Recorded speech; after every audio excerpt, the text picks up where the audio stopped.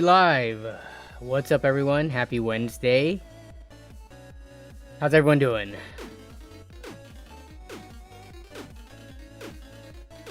We got a channel. Let's see. That's a renewal, channel membership renewal from Tiberius. All right, let me see. First in chat this week was Craig Lilly, of course. Not a surprise. What's up, Craig? Let's see, we got Stanks on 7. Jason says, this feels like when a medium drink is $2.59 and the large is only $2.69. Nice. And he's referring to the title of the stream, which we are going to talk about today. The RX 7700 XT and 6800 XT, which are releasing next week. So, they've been announced for about, I think, 5 days. 5 days ago they got announced, but we didn't hit it on the last stream because last stream happened before they were announced. So even though it's getting to a week-old news now, we have not personally talked about it on this stream. So we're going to talk about that. Let's see, we got Mod Kevin Go in the house. What's up, Kevin? We got Donut Farmer, as always. We got Citrus. What's up, Citrus? How you doing? We got FG204. Not just saving up $750 more to just buy the RTX 4080. To some people, $750 is chump change. I'm not one of those people. Would be nice if I was, though. Cammy Hudson said, the real question is the performance. As always, yes. I'm hopeful. I'm hopeful, and I think they're gonna be better than what we've seen for the last, I don't know, 3-4 months of releases. So we'll see. Just based on the charts that they showed, it should be pretty decent, if not good value. But I haven't played with the cards yet myself. Cammy's flexing having an RX 6600 XT A770 16GB limited edition, specifically. The 3060 Ti, 3070, and 3080. And a rarely used, dude, the R9 380, solid card. But do they want to add another one to the collection? What are you doing with all those cards? Do you have systems to pair them with, or do they just like sit in a big stack? What's up, Extreme Zone? Get Good Greggy. Hey, what's up, everyone? Finally on for a stream. Get Good Greggy. Long time no see. Glad to see you in the stream. Cammy Hudson. Well, okay, so you're saying thank you for using your 10-month membership chat right there, but you're saying you have a 6600. So the highest end card you have is a 3080. So it's looking like these newer cards should be about the same performance, I guess, depending on which one you get. Or if not better, if you get the 7800 XT. Do you need a more powerful card?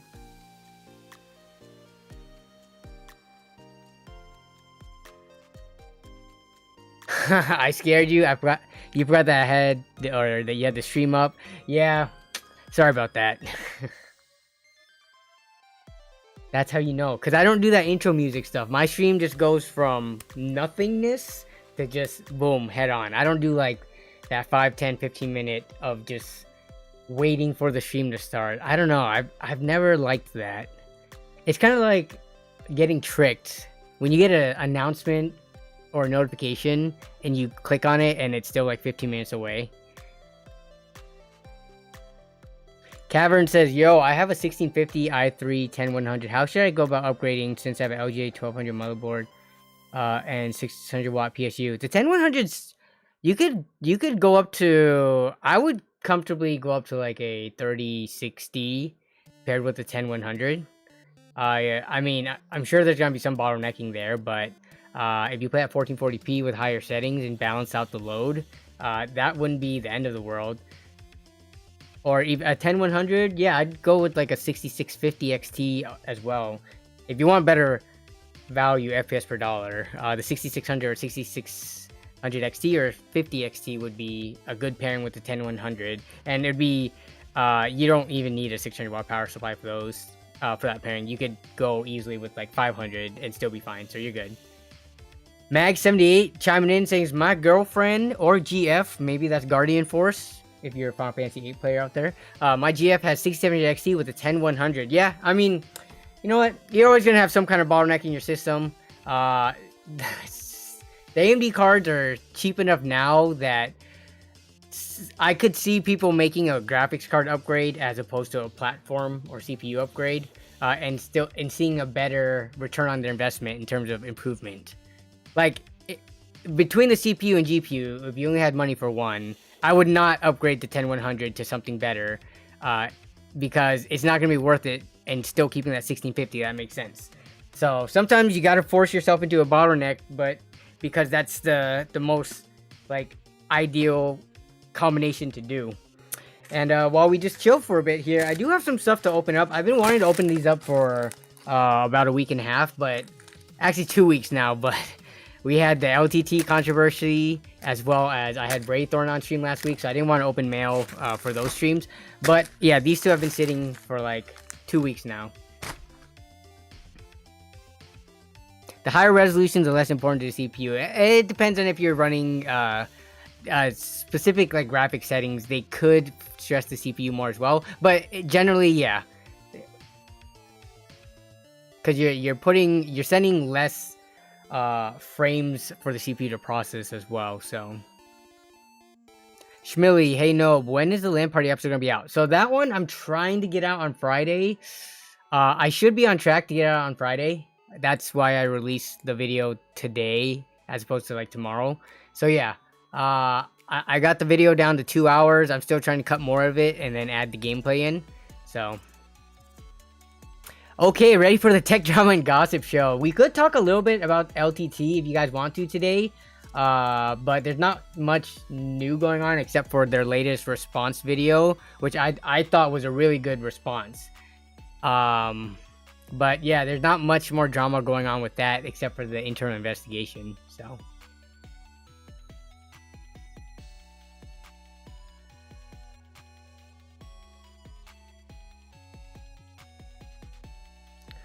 Shunzo says, I'd love an opinion from you. Is the Ryzen 5600X CPU and RX 7600 MSI edition good for 1440p?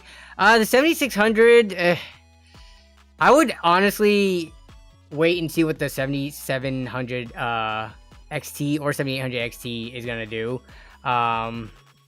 7600, it can play 1440p, but I wouldn't say it could max like modern games out easily at 1440p. But yeah, the 5600X is a very capable processor. You can pair some pretty high-end graphics cards with it. I don't know what your budget is, or if you already have a system that has one of those two cards, or what, but I would wait. 7600, nah, not the best value card out. 3060 Ti for 250, let me think. So I was about to buy my 3060 Ti for 250, but that was like a couple of months ago. And that was in the local market too, so no tax, no shipping. And I got lucky because the guy who was selling it to me, he felt bad that I drove so far out to him. He gave me a $20 discount. So, I mean, 250 was the going price. I would think that would be like kind of standard. 3060, I would say like if you could push down to like 220, 230-ish, that I would say that'd be a better deal. But it's all relative to where you're living, right? Some people live in places that are like a barren when it comes to the used market, so they don't have many options. Coalition Gaming, Chris, what is up, Chris? You driving home from work right now? Hey, Danny, if you're driving home from work, are you texting while driving? Hey, Danny, hope things are going well for you. Halfway hoping the 7700 XT can be pseudo flash to the 7800 XT like the old days. Yeah, like doing a BIOS flash to try to get more capabilities out of it. Well, one of the biggest missing things about it is the VRAM, and we're going to talk about that in a bit. But you can't BIOS flash your way out of some of those things. But yeah, in terms of like the other, maybe if you can up the core speeds and stuff to try to match performance, we'll see. Fingers crossed that the 7800 XT will be a worthwhile upgrade from my 6700 XT. So that would be one generation as well as one tier up. So yeah, I assuming it's on track to perform how it's supposed to, that would be an upgrade that I would say is worth doing. That's not just a one-step skip. One step being either one generation or one step up the stack. That's like 2 steps, right? Lord Leo, Ian Cutchers. Yeah, I actually we didn't get to talk about it last week, or did it just release last week when we had the stream? But yeah, I saw the full Ian Cutchers video, aka Tech Potato, and he did a very good critique. I think he was very objective in it and was very neutral, which is what I was striving for when we discussed it 2 weeks ago. Let me look for I need my box cutter. Give me 1 second.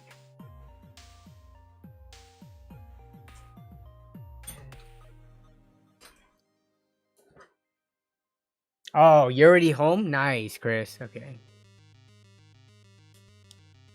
You saw $40.90 on Amazon for $1,700, says Arflet.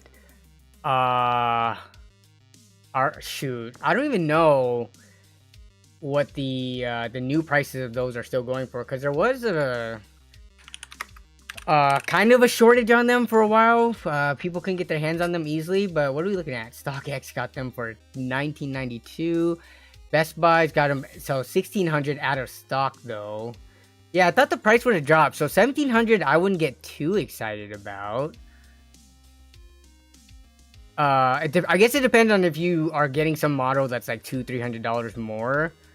But I'm just trying to find what the cheapest.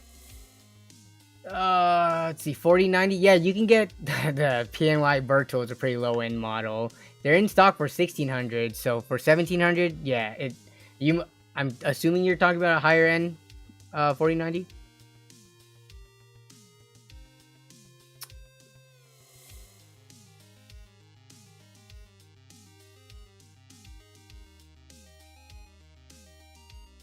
Okay, so while we just chill and wait for a little bit more for people to come in, I'm going to unbox 2 things. First thing I'm going to unbox is, so this was sent to my private mailbox. I have a UPS private mailbox. So this one was sent to me. I know what it is because I can feel it. But if you sent this to me, because I was not expecting this, and this was sent a couple of weeks ago. I'm just opening it now. Oh, what is this? Ooh. So this is a LTT. Is this shoelaces? Was this included for free? Whoa. So they have these laces. Let me see if I can get a better view on them. Come on, camera, autofocus. You're killing me here. You're killing me with your focus. Because the light's not in the frame. Here we go. Come on. So I did not know the LTT merch. They sold shoelaces in a power supply looking box. Flat shoelaces. So maybe this was just a stuffer to get like... No, I don't think it would have been free shipping. But someone got me a replacement lid for the LTT water bottle. So let me go get that right now actually, because I was talking about it being broken like 3 weeks ago on stream. So I'm not sure who bought it, but thank you to whoever did get this. Let me get the bottle so I can put it on.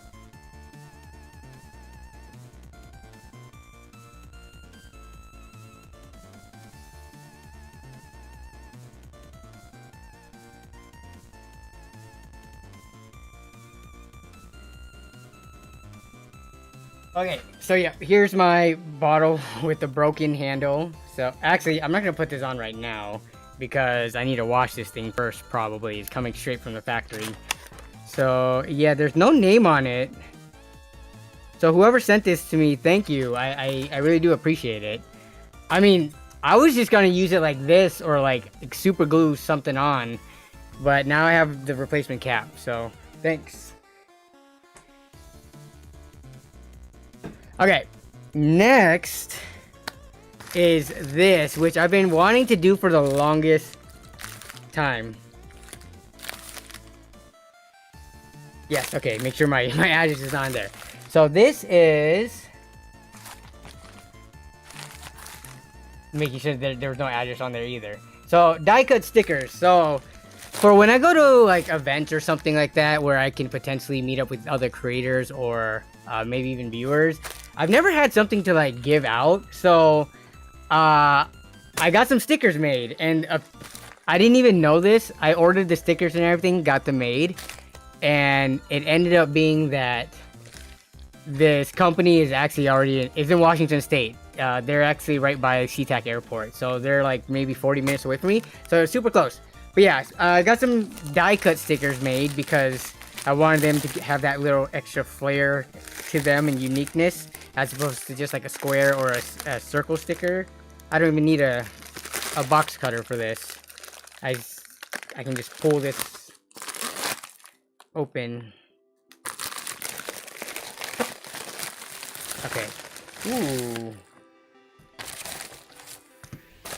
So I don't remember how many I bought. I think like 250. Is there no receipt on here? I think it's 250. I think these are packs of 50 each. So yeah, these are just die cut stickers of the channel logo and channel name with the original font that I used to use for all my videos and stuff. Come on, zoom camera. Why you do this to me? The zoom is not, or the focus rather, is not having it today. But yeah, so these are just die cut, meaning that they follow the shape of the outline and stuff. Let me actually see the quality of one of these. So now I could give it to like friends and stuff if they want to, I don't know, sticker bomb their PC case or laptop or whatever. But yeah, these are vinyl stickers, should be all weather, very durable. And I'll have these on hand. I'm going to be going to PAX this weekend. I don't think I'm going to run anybody at PAX, but maybe I could just like put stickers everywhere, and then people are like, what is this? And then they just check out the channel anyway, so that's like free promotion, right? But yeah. How much did they charge for sticker? I think it worked out to like 30 cents or something. Die cut vinyl stickers are expensive. I mean, I guess not if you think it's 25 to 30 cents. Let me see. Let me look at my order again. I was trying to get it cheaper, of course. Oh, they did even the half cut. So yeah, so in the back here, it has the split. But oh yeah, this feels nice. It's nice and it's not. I've only ever printed cheap like stickers that you can do at your own home printer. I've never like got custom vinyl stickers made, but yeah, this feels nice and durable. You can see it's kind of like shiny. So now I can put this right here. But let me see.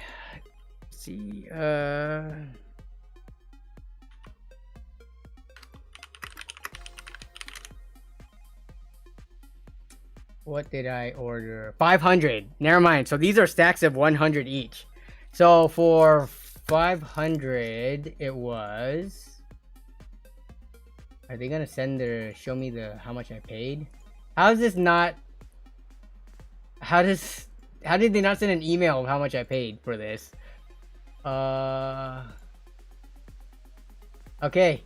I have no idea how much I paid for this. I think it was like 2 something. No, it was less than 2 something. It was like 1 something. But yeah. You need one for the car. I don't know if I want to put it on the back of my car. Because I don't want... If y'all notice, in my... in all the videos I do, I block out my license plate.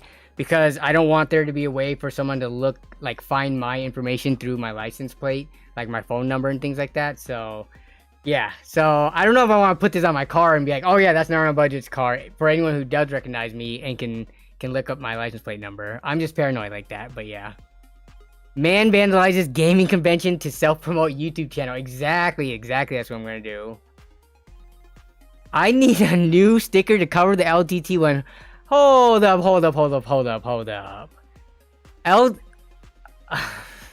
Are you one of the people who... hated LTT? Well, so there's like a different groups of people, right? There's the people who dislike LTT for a long time now, before the controversy. Then there's the people who disliked LTT after the controversy. And then there's the people who disliked LTT after the controversy, and more things came up after their apology video and their explanation video. Which camp are you in? Hating LTT so trendy. Exactly, right? Okay, let's see.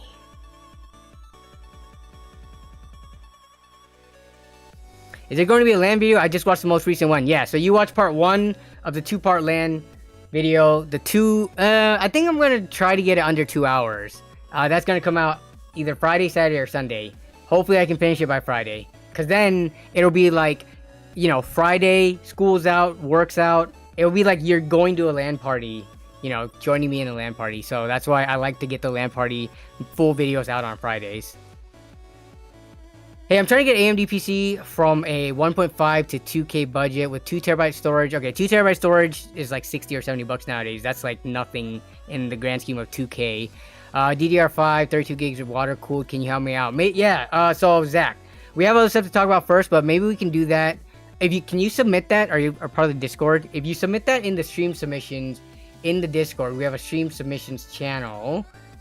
Discord link is in the description. If you submit it in here, I could take a look at that near the end of stream.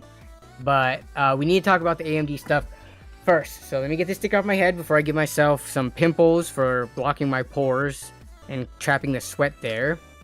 We will put this on the mic right here. So now I have stickered my mic. Oh great, I think the forehead grease is making it not sticky.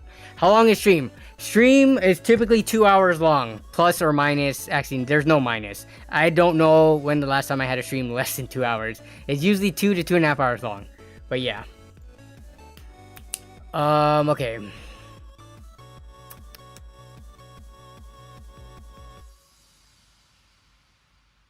So let's talk about AMD's card. So, does anyone recall how much I guessed the 7700 XT was going to be? I could have sworn I guessed it at 425 or something like that 2 or 3 weeks ago. I don't remember where I guessed it at, but now that all the information is out and AMD made the official announcement at Gamescom, a la carte Sparta, you have not missed anything yet. Yep. 7700 XT is $450 and 7800 XT is $500, which I think is kind of problematic. When I initially guessed the graphics card prices, I don't remember, maybe it was, I guessed $400 and $500. I thought there was going to be a $100 price gap between the two, which makes more sense to me. Having a $50 price gap, especially when it's not just a difference of like core count and things like that. We're talking about pretty big dramatic differences. We can take a look at the two cards side by side here. We're talking about, so I mean, I like to look at things in terms of percentages. And if we compare, let me turn up the brightness a little bit. If we compare the price difference between $450 and $500, that's about 10%. If you're going up, it's a little bit more. It's like 11%. If you're going backwards, it's 10%, right? But let's just say 10% to make it simple. Now, when you start looking at things like the compute units, 54 to 60, that's about 10%. 10% of 54 is 5.4. Add that in, you get about 60. Same with the ray tracing accelerators. Same with the AI accelerators. So a lot of this scales by about 10%. The only issue is, though, is when you get to the VRAM. 12 to 16 gigabytes, that's 33% increase right there. 4 gigabytes out of 12, that's 33. So that is huge. The memory interface thing, I don't think is that big of an issue. Everything else I don't think is that bad. So everything was, for the most part, if you're going to look at the 10% price difference, it kind of made sense up until you see the VRAM. And given how much people have been up in arms about VRAM, I don't know if the 7700 XT is going to be that popular of a card. For most people, if you can just spend an extra $50, which is only 10%, if you're, you know, we're not talking about 20-30% here. We're already at a pretty high number. So another $50 in the grand scheme of things for people operating in this price range, I think it's gonna be more doable than, let's say, if someone was looking for a $200 graphics card. Then $50 is way bigger of a difference, right? So yeah, I don't know. Between these two cards, we're gonna run a poll right here. Which would you rather buy? I think I already know what the answer is, but we're gonna see.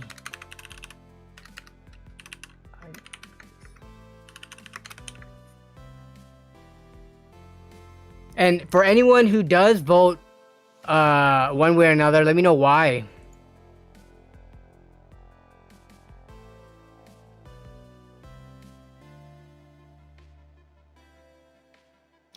I don't think anybody saw the $500 price point for the 7800 XT coming. Yeah, actually, I don't think many people saw the price point for either of these cards coming. I think most people, just given the trend of things, most would have guessed, especially because the 6700 XT, that was released at 500 if I remember correctly. But we'll see. So, oh, it was 480, so closer to 500 than 450. So 6700 XT was 479, and then just as a reminder, 6800 XT was released at 640. So just because of the placement of the cards in their generational stack, we wouldn't have expected for the next gen replacement of the 6800 XT to release at $150 less. That's a trend that we have not seen for a while, where the direct replacement of the new gen is not only cheaper, but $150 cheaper than the previous gen. Does anyone remember the last time that actually happened? If at all? Alucard Sparta says, long hail the 7800 XT. I mean, it's looking like that. N2 Tech says, I get a pit in my stomach when someone suggests AMD. I was burned in the early days and should try them again. Yeah, you should definitely try them again. I know plenty of people who are on AMD systems and they have no issues. I'm on an AMD system right now. I did the entire LAN party, all the recording, all my streams for the last over a year now has been on an AMD system. Yeah, I mean, I think AMD for the last couple of generations have been doing good with regards to hardware and drivers. I mean, sure, I wouldn't be surprised if they were somehow able to gather statistical like data or evidence that AMD drivers has a little bit more issues than NVIDIA, but I don't think it's to the point where you should completely write it off, because there is that price difference and performance difference too that I think can sometimes outweigh. Like, I have not had a driver crash with AMD for the last year at all, so I think there's more to it than just saying all AMD cards have worse driver performance. Jason says, y'all been watching Noob Shorts? Yeah, if you watch the shorts, which, let's see, nerd on a budget. So one of the types of content that I like to do on shorts is I like to interview people. I think this, let's see, this person said he liked AMD. You should watch this one. Actually, we'll watch this together. I like this one. I was sad it didn't do better because I thought this was one of the better interviews that I did. Where's the... Yeah. NVIDIA. In your computer for the graphics card, do you have AMD or NVIDIA? NVIDIA. Okay, now, do you have a preference towards NVIDIA versus AMD? I have a preference towards AMD. Do you have it for your graphics card towards AMD? Yes, I bought my graphics card during the super graphics card shortage. Yep. I won a spot to buy it, so I just had to go with it. So that's why you ended up with NVIDIA? Yeah. Interesting. Okay, now, I don't hear that many people preferring AMD, so I have to ask you, why prefer AMD? Team Red all the way, man. You know, like supporting the underdogs and everything they're doing, all open source stuff. I'm a developer myself, and I just love it. Everything AMD does, basically. So, gotcha. Yeah. Okay, I can see where you're coming from. I like getting unique answers like this. Heck yeah. Yeah, so this is probably, I think, one of the few. I forgot how many people actually liked AMD when I talked to them at PAX that year.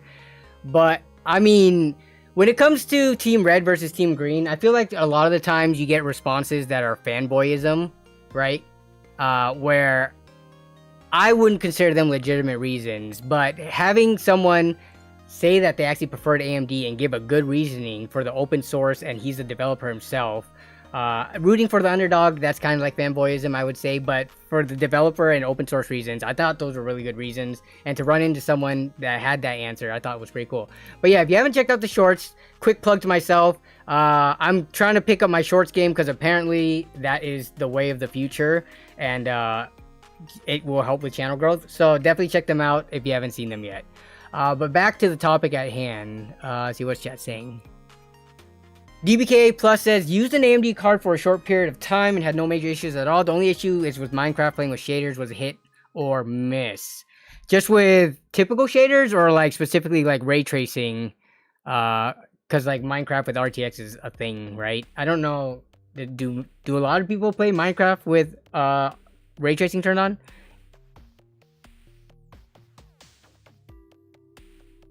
Imagine using AMD, says Ransacked. Ugh.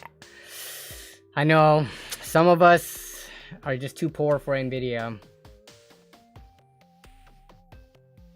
Yeah, I mean, I think for the most part, people in this community, like, who come and watch the streams week to week, and my viewers, a lot of people have had good experiences with AMD, so, let's see. If you can wait, buy any card you want around Christmas. There are typically some good deals. Yeah, let's see, Christmas is about 4 months away. I am pretty confident we would see some price, maybe not price cuts, as in like a permanent price cut, but at least some promo deals, as well as bundled things with cards around that time. So, yeah.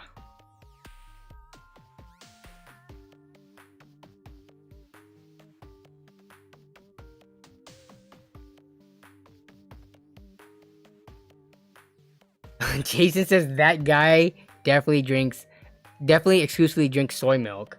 Hey man, soy milk is better for the environment.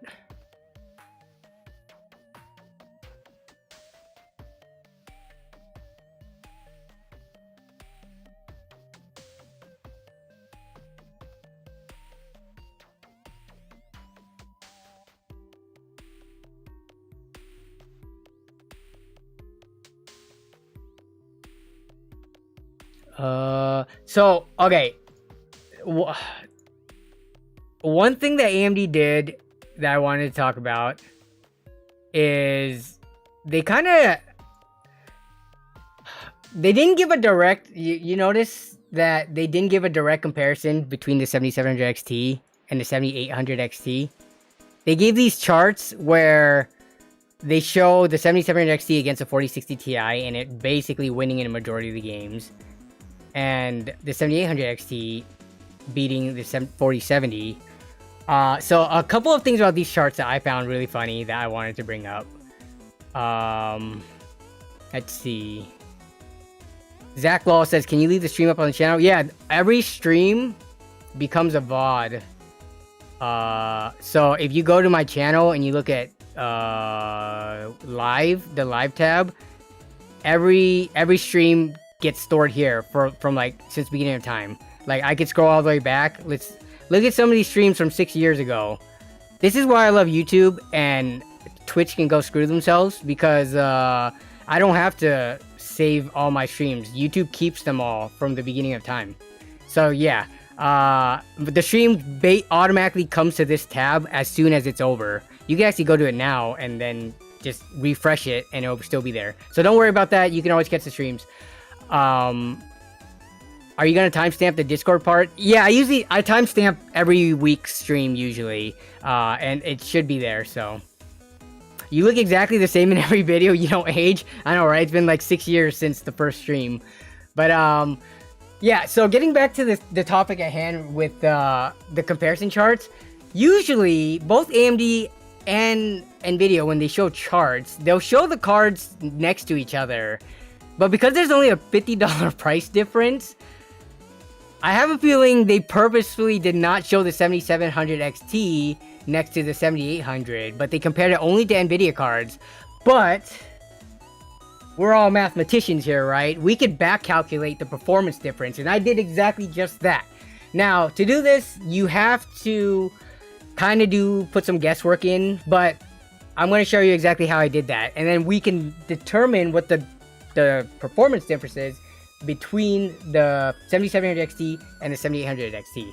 Now, I took a game like Cyberpunk because it's a pretty popular title. So you have Cyberpunk here, and for the most part, almost every benchmarker tests it, right? So we know the 4060 Ti performance, and we know the 4070 performance because pretty much everyone and their moms has benchmarked it by at this point. And Cyberpunk being a popular game, that's what I used as the reference. So what I did was I went to where's the Hardware Unboxed? Hardware Unboxed. Our good friends over in Australia, they've benchmarked Cyberpunk already. Now, it's not at the exact same setting, so this is where I said you kind of have to do some some deducing yourself. Do they have 1440p results? Shoot, let me see if do they only have 1080p? Yeah, so I'm not seeing 1440p, but I think, assuming that they put the cards into a bottlenecked scenario, this is going to be close enough. But if you look at these numbers, we have the 4060 Ti, it's a 16 gigabyte that the chart was referencing, and a 4070, right? We got 130 and 106 FPS. So you can go into a Google spreadsheet, if you are a spreadsheet wizard, and you can put these hardware unbox numbers in for 4060 and 4070. So that's the Cyberpunk results. Now, according to these charts, the 7700 XT is 26% faster, and the 7800 XT is 23% faster, right? So what you do is, in this cell for the 7700 XT, oh, they did have 1440p? Okay, then I can update the numbers. Am I blind? Where are they at? Introducing it, Last of Us 14, Resident Evil Crystal Protocol, Halo Infinite, Forspoken. I'm not seeing it on this line at all. Maybe I can... Cyberpunk. I'm not seeing Cyberpunk in 1440p. If you can get me the timestamp of that, then I will go to it, but I don't see it. You were on it when you clicked the arrow key to go back 10 seconds. Was I? Last of Us...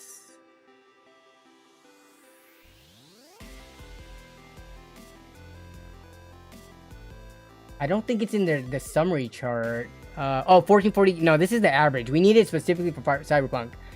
Here. I mean, if you can find me the timestamp, I'll put the numbers in, but I'm blind or... Oh, they do have it in here. Okay, I'm sorry. I got confused because I thought there was some that was labeled specifically 1440p. Like right here, Last of Us 1440p. Alright, I see. It's on the same... They showed it right after the fact. Okay, we can put these numbers in. 60... Oh, what are we looking at? 64 and 82. Okay, so we can change these up. So that's 64 and 82. Okay, so 26%, that's 1.26 times 64. That, if we're gonna believe AMD, which they could use a totally different, AMD was testing at max settings, and I think Hardware Unboxed was at high. So it's not the exact same settings, and it could be different runs of the section of the stage, or even the built-in benchmarker. But this is all the information we have, so we have to make an educated guess. So we take 1.26 or 26% better than 64, and we have 80.64. And on the 7800 XT side, you have 23% faster than 82, which works out to 100. So if we look at 80 versus 100, if we do 7800 XT results divided by 7700 XT, we get 25% performance uplift. Now, the price difference is 450 versus 500. Just based on this alone, we could do this with the rest of the numbers if we wanted, if we can match, if they tested the same games, AMD and Hardware Unboxed. But just based on Cyberpunk alone, we're seeing 25% better performance for only 10% increase in price. Based on this, I don't think anyone's going to want to buy the 7700 XT. Not only that, not only from a raw performance uplift point of view, but just from the VRAM being 33% more or 4 gigs more. Like, who is this for? Now, that's not to say that the 7700 XT won't sell, because it could be that the 7700 XT is a really good card for the price. It's just that the 7800 XT is a better card for the price, right? The two things aren't exclusive to each other. You could have two cards that are really good. It's just one's better price to performance. So, I mean, let me see if I can repeat this again. Yeah, in this case, it is worth the extra $50. Exactly. So let me see what other titles they tested. Hogwarts Legacy, that should be a good, that's a little newer one. Let's see, Last of Us also, I don't want to choose anything that is too new because of driver maturity. Maybe Modern Warfare 2. So let me see, do they have Modern Warfare here? Forspoken, Tales of Requiem, Cyberpunk. Oh, Forza. I don't think AMD tested Forza. They did not. Oh, no, they did. With ray tracing on, though. Ugh. So we can't really do that because they have ray tracing on. That's two different of tests. Spider-Man. Wait, did they do Spider-Man? Or they did Miles Morales and they did ray tracing. So I think we have to do like The Last of Us or something then. Wait. Plague Tale Requiem. No, I'm not seeing it. Let's see what chat's saying. Yeah, if you're upgrading from a 4, 6GB, even 8GB cards, then the 7700 XT would be a nice jump. Yeah, 12GB, I've said this already. I don't think it's the end of the world. I don't think it's that big of a deal. But when you have a 16GB card sitting next to it for only $50 more, it's not just like a 4060 Ti where it's just a VRAM increase for a higher price. You're also getting more of everything else too. So, okay, did they do... Wait, is Hogwarts Legacy not on here? Resident Evil... Here's Last of Us. But I want to see the numbers on a chart so I can get it. Here it is. Alright, we're going to do Last of Us because that's the only other game that shares between the two tests. Alright, so we're talking 52 and 73. So 52... 73. This is Last of Us in 1440p. So Last of Us is 21% better there, and then 21 and 9%. Interesting. So this is going to give us a different result. So we're going to copy this here and change this to 21% better, and copy this here and only 9%. So if we do the same calculation here, let's see, did I do this right? How is this one better? 1.21. Oh, it's because 9% better here. The spread. All right, what's wrong with my math here? What's wrong with my math here, guys? So hardware unbox numbers, let's see. So it was 52 for the 16GB 4060 Ti, and then 4070 was 73, which is what I put there. And then 21% and 9%. 21% Last of Us, 9% there. And then 21% uplift there. That 9%, I would have thought it would have made a bigger difference here.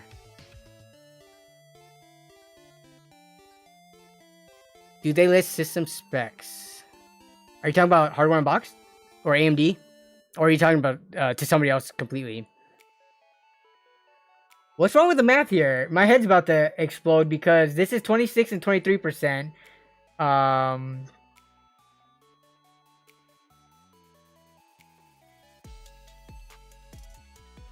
Something's up with these numbers. Unless it's because...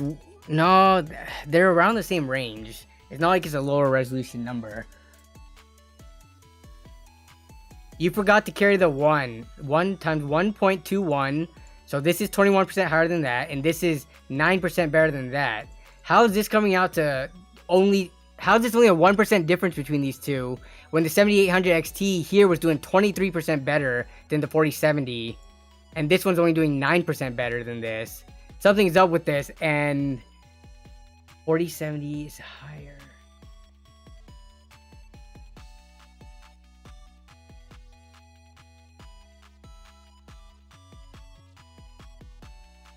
The math, I'm pretty confident that we have the formulas in the spreadsheet right, but something is going on here. Is it because the spread between these two?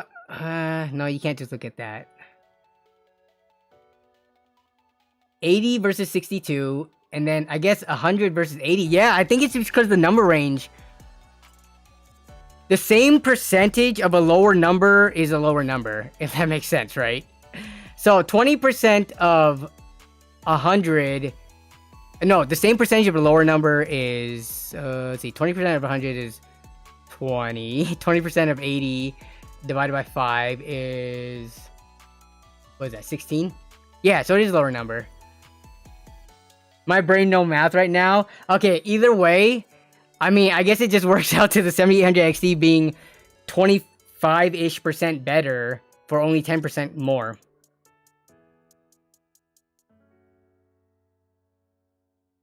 Lloyd Williams 22 says, I'm waiting for reviews, but the 7800 XT looks like a perfect upgrade. Yeah, from a 2070 to 7800 XT, that would be huge if you're okay with giving up Team Green. I don't know, some people have been very used to Team Green and don't want to make the jump. But I'm glad to see people being more open-minded to, you know, to trying whatever is the best price of performance.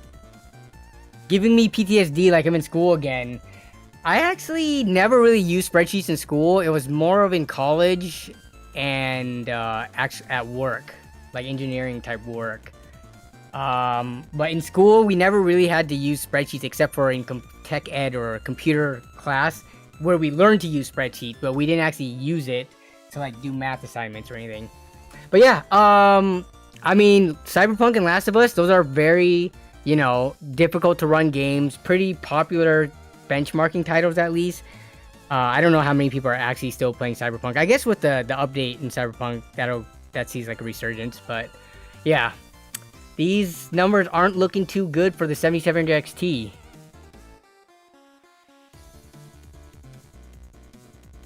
N2 Tech says, I'm going to ride the RTX 3060 until it craps out before I buy new. A 3060 is still such a good, capable card. And it was only one generation ago. Like, again, I'm for upgrading every 2 generations or every 3 to 4 years. But, you know. Patrick McGovern says, thanks for the reminder, Kevin. I put 120 hours into Cyberpunk. Kinda over it, lol. Are you gonna play the new expansion? Is that out yet? When's that out? Phantom Liberty. September 26th, so that's in about a month. Old Dude Gaming got a 6950 XT. What did you upgrade from? What was your Team Green card until you got that one?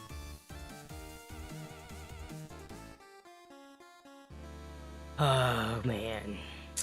Oh, one other funny thing that I thought, too, while we're looking at these charts. I love how on this chart right here specifically, it says... oh, crap. I need to move this up a bit. Can I zoom in? Can I zoom into this? Nope, I cannot. So I gotta pull this up. You see how it says right here? 12 versus 16 gigabytes. It's saying, oh man, the 7800 XT has 16 gigabytes, 33% more memory. Well, yeah, but your 7700 XT is left behind because that still has 12 gigabytes. So, yeah, I don't know. It's weird. Why not just release a 7700 XT at $400? What do you think the next big gaming up feature will be that make people upgrade? So, I'm pretty excited about FSR 3. Did you guys watch the Gamescom announcement about not only the two 7700 XT and 7800 XT, but also about Hyper RX and like FSR 3 and stuff like that? FSR 3 is going to introduce a frame interpolation type of feature. So similar to NVIDIA's DLSS 3 frame generation, except open source. Every card, not only every card, but previous cards because even Nvidia's newest stuff isn't backwards compatible. You can't use frame generation on RTX 2000 or 3000 series cards. So like all their new features are so focused at just a small segment of the newest cards that people buy. Whereas AMD, when FSR 3 rolls out, and it does get the frame smoothing and the frame interpolation, it's going to be applicable. I don't know how far back, they didn't specify, but it's definitely going to be applicable back at least 1 or 2 generations. And if not, we've seen FSR work back to like RX 580s and 480s. And even FSR actually works to even older cards than that. So I think that's something to get excited about. Not only that, but even the NVIDIA users, if they wanted to, they could use it. It's not exclusive to AMD. It's not exclusive to the newest gen. I think that's going to be pretty cool, though they are late on the delivery of it. I think they were supposed to release FSR 3 by the first half of 2023, and it is now well past the first half. So AMD is a little bit late to it, but once that comes out, I think it was this supposed to be. I think the Gamescom. When did they say it was going to get announced? Does anyone know? GT 710 with the FSR 3. I know, right?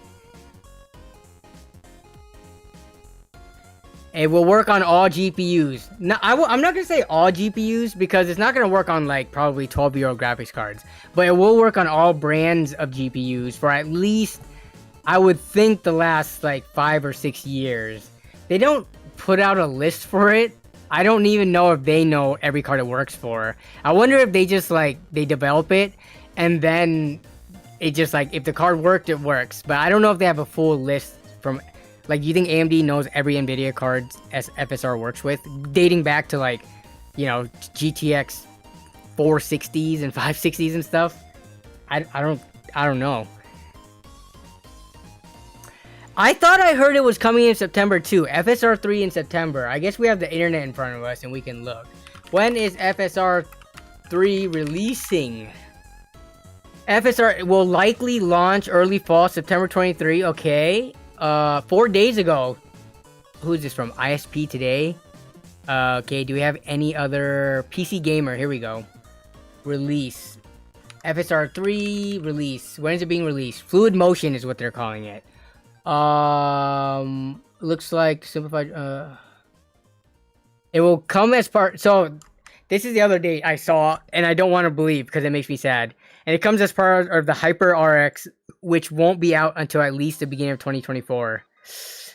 See, if that's the case, then that's at least 4 months away, which is... AMD, you gotta speed this up, man. If you're trying to win market share over NVIDIA, like, you need the competing technology, and you needed it yesterday.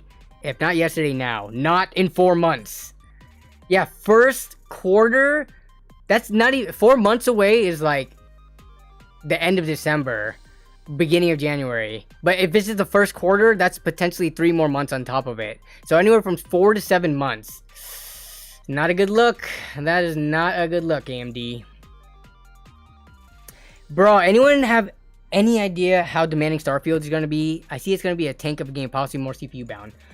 I actually don't even know the minimum specs for Starfield, but okay, we gotta do another poll because that poll is over. We got 89% of people voting that they would rather spend the extra $50 to buy the RX 7800 XT over the 7700 XT. Makes sense. Oh man. All right.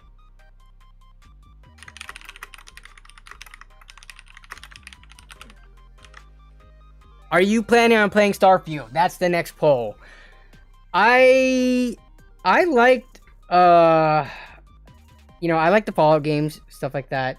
I like stuff from Bethesda, so I'm gonna be, well, I kind of have to play Starfield, or at least benchmark it. So I need to at least get the game to benchmark, but I think I'll be playing it.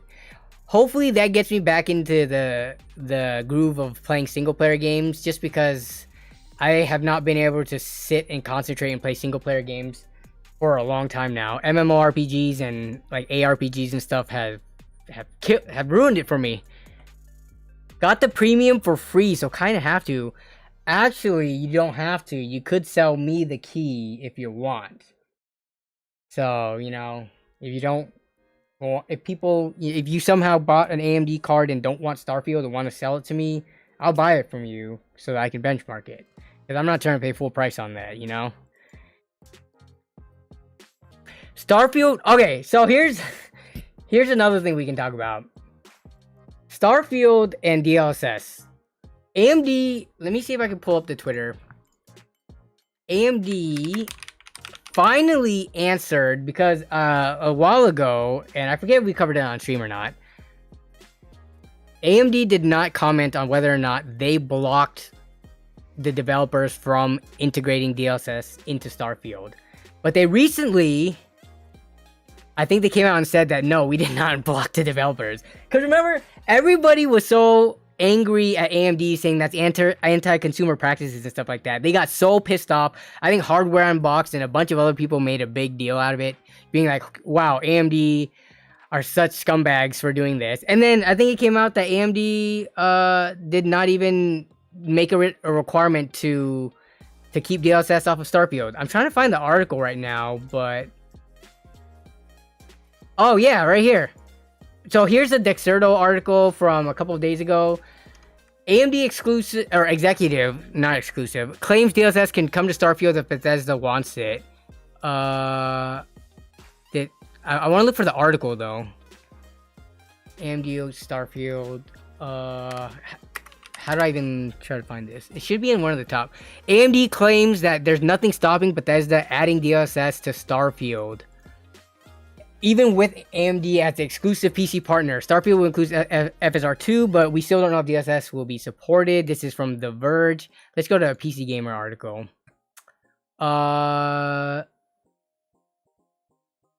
So if and when Bethesda wants to put DLSS into the game, they have our full support. Now, people are speculating. People love to speculate when it comes to like this kind of PC drama. They were speculating that AMD changed their mind on it. There's no proof that AMD originally said, no, you can't put DLSS. And then after they got backlash said, okay, we don't care. But that's what people, I think it was Hardware Unboxed that speculated that. Let me see if I can find it. Hardware Unboxed. Okay, let's see. It was one of the recent tweets.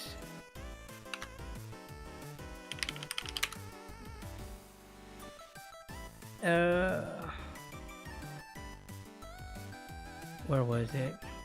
8.5 weeks after we asked AMD detailed questions about this, they finally willing to give an answer on the record. Not to us, of course, but we're getting an answer nonetheless. And then people are chiming in saying it was a rumor. No company dabbles in rumors just to satisfy some fat nerds on Twitter. So yeah, I don't know if you guys remember this, but it was pretty big for a couple of days on Twitter. Like people just kind of crapping on AMD, saying like, "Why are you blocking DLSS?" I think Hardware Unboxing even made a video on it. So yeah, there you go. There's your answer.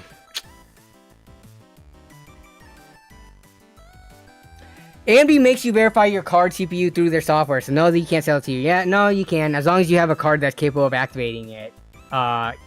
Also, you can activate it for someone else, and then they can get it. Like I've done that before with the NVIDIA Diablo 4 and stuff. I got a key from someone else who got it, and then I activated it. So it's not a big deal. Why the nerds gotta be fat though? I know, right? What about all the skinny nerds out there? Talking about me. Money was exchanged for FSR to be prioritized in Starfield. I mean, I'm sure some money would be exchanged when there's any type of kind of like, not exclusivity, but like partnership. Kind of like with Cyberpunk and NVIDIA and DLSS and ray tracing and stuff like that. I'm sure money was exchanged there. Was that a problem? I'm fat, but not because I'm a nerd. It's because I'm lazy and I love food. Yeah, and that's true, the one lad. Prioritization does not mean exclusivity. Jeremy Martinez, this is a good point. How long will it take for people to stop saying tweet and Twitter? Never. I will never call it X. Have they come up with a verb for what it means to tweet on X? Is it X'd? Did you? Yeah, it just zing. Or just post, dude. Post is so boring. Come on now, we're not gonna say post. Posting on X. You just Elon. You gotta take a website as big as Twitter. You gotta make a very bold move and name it X, and you're gonna stick with post. Come on now. Elon, I thought you were like this all super genius. I thought you were like the master meme troll. I'm sure you could come up with something better than post. Don't get caught Xing, exactly. X gonna give it to you. I did want to play that song. What's that, P. Pablo? But I don't want to get this whole stream demonetized for a 10-second clips. Elon wants X to become the WeChat of the West, lol. Yeah, we'll see. We'll see. X is an ironic name, though. Yeah, X... I mean, for me, like, when you X out of a program or X out of a window, it's just like closing it, so... You know? Okay, what else? So, we've talked about the AMD thing. And now we're talking about Starfield, because that's launching in, I think, a week. We talked about fluid motion and things like that, being beneficial to all cards. Let's see. Self-plug, if you guys have not seen the latest LAN party stories pre-video, that is out now. If you want some spicy content, I'm talking about spicy here. If you want some spicy content, check out the video, watch it all the way through, help it out in the algorithm. I mean, come on now. You get this like once or twice a year, if that, so. By the way, did you not sleep that day or did you take a nap? So that day, I did not end up taking a nap until 2 p.m. on Friday. So I stayed up for over 24 hours that day. So that I could pack, edit the video, get to LAN, set up at LAN, and then I took a nap for a couple of hours. Ah yes, the mandatory Nobe shower scene. This is... I don't remember when I first started doing this, but it's become a little iconic now. You starting an OnlyFans? If only.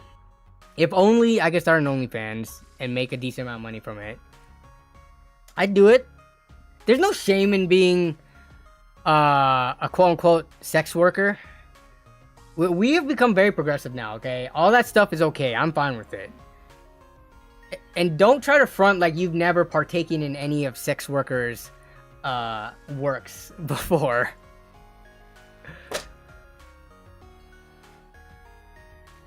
When's the second part of the LAN coming? When's the second part of the LAN coming? Friday, hopefully. Friday at like 12 or maybe 3 p.m. once people get off of work and stuff. It's plenty shameful. Oh man, is this gonna be one of those types of discussion streams? Where now we're gonna talk about the, maybe not morality, but the shamefulness of sex work. Boxers or briefs? I'm a boxers person. Oh, you're a Christian? Okay, not for you. Alright, so I'm just gonna be honest right now. I'm not super fully versed about the Bible. Are there specific verses?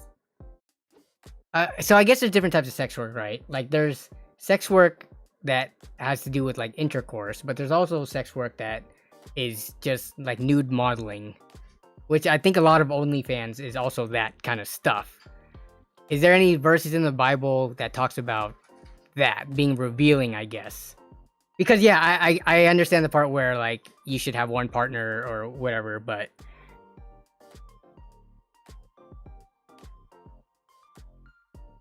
Pinky Tech, what's up? Says it's not shameful. I'm fine with you being a sex worker, Danny. Well, oh dude, only lands. Madness Rising. If I could pin this right now, I can. I'm gonna pin the message. I forgot you could pin live chats. Only lands. No, but I can't make the LAN party stuff exclusive to people behind a paywall. You should name your LAN center. Yeah, whenever I open up that LAN center one day, eventually, hopefully in the future at some point, only LANs. Yeah, that'd be a pretty witty name. All right, go. I'm gonna end the Starfield poll. Wow, kind of surprised. A little bit more than 50% of you guys are not interested in playing Starfield at all. Would you have said the same thing about like Elder Scrolls games? That's the next poll.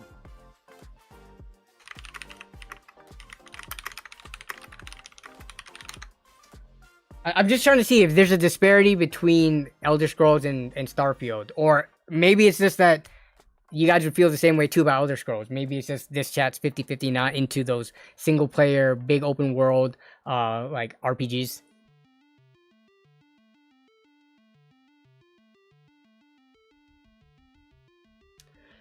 All right, Kevin Ngo with, oh my goodness, not this thing. Kevin Ngo with the link of this Vetroo K1 Pangolin. This is a mid tower, bro. I don't know if I believe that.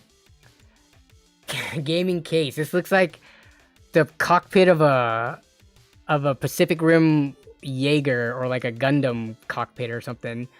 High airflow computer, max 360 millimeter water cooling support. Fans are not, they can include, they're gonna charge you $170 and not include a single fan in this thing. I'm not a fan of these types of cases. They just seem so impractical. They take up like extra space on your desk. It looks heavy as heck. I don't know. There's no filters on the fans, so in terms of dust, it looks like it's going to be an issue. This is definitely an aesthetic showpiece type of build, and it's just not my thing.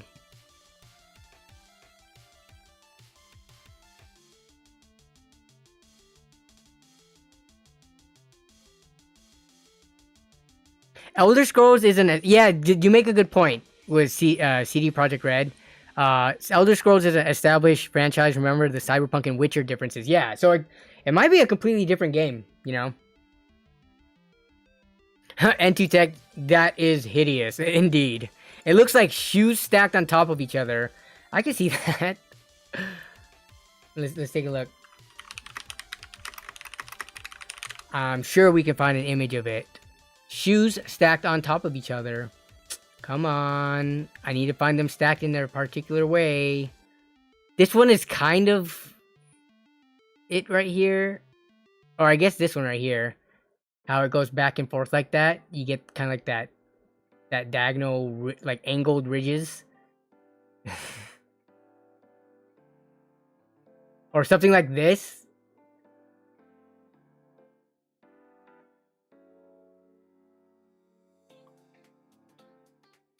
More Cougar Conquest. Yeah, Cougar Conquest. Okay, let's look at the similarities and differences between these two.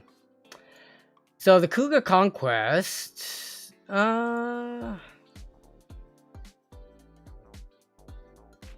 it does have that kind of special shaped tempered glass side panel that floats. So that's one thing that's similar. And then I guess kind of like these kind of scooped sections. Kind of like a hood scoop, or not hood scoop, but like a panel scoop. Yeah, you've got that going up the side. This one just kind of has a flat front though. And then up here it kind of, I guess, has like a scooped or like a spoiler type looking thing. The net guy did a build in that case if you wanted to see it. Oh, I wonder if I could find it easily. The net guy... Cougar Conquest.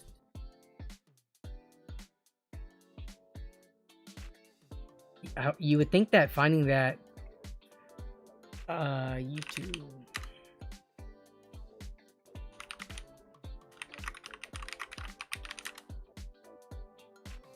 Yeah, I can't find it. No. You must not have put it in the description or something like that.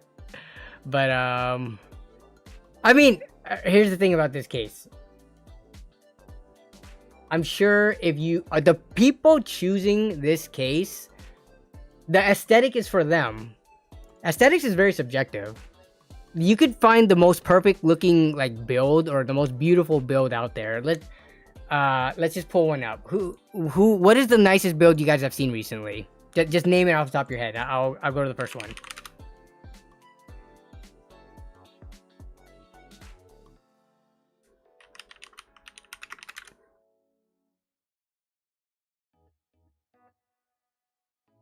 I mean, I guess Zach's Tech Turf has a bunch of them, but Zach's aesthetics is like more on the budget level, right? It's typical. Zach, the way he does aesthetics is, color coded, like vibrant color cable combs, and then like matching aesthetics. So he doesn't leave the rainbow unicorn puke on. He makes it all one single color, but that's a very simple way of making it aesthetic. I'm talking about like really beautiful, good-looking PC that takes even more effort than that.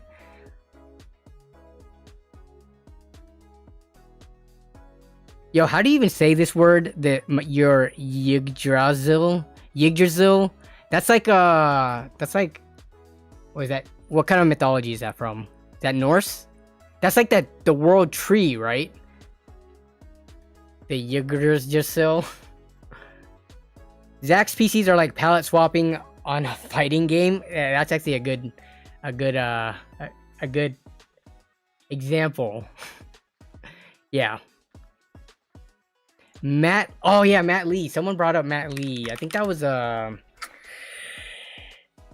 Shauner. He brought up Matt Lee recently. Okay, let's see. Matt Lee. He does very clean videos, but in terms of the builds, let's see. Let me see what catches my eye the most. Matt Lee. Yeah, I mean, all his builds look very clean, but I'm talking about like what you would think is like pretty much everyone would agree it looks good. Yeah, he did this NZXT case recently that was posted. I mean, nothing is really sticking out. They all look good, but I'm looking for like a step above looking just like good. I think it's because we would need to get into like hardline tubing or something. I think that's what like sets it apart.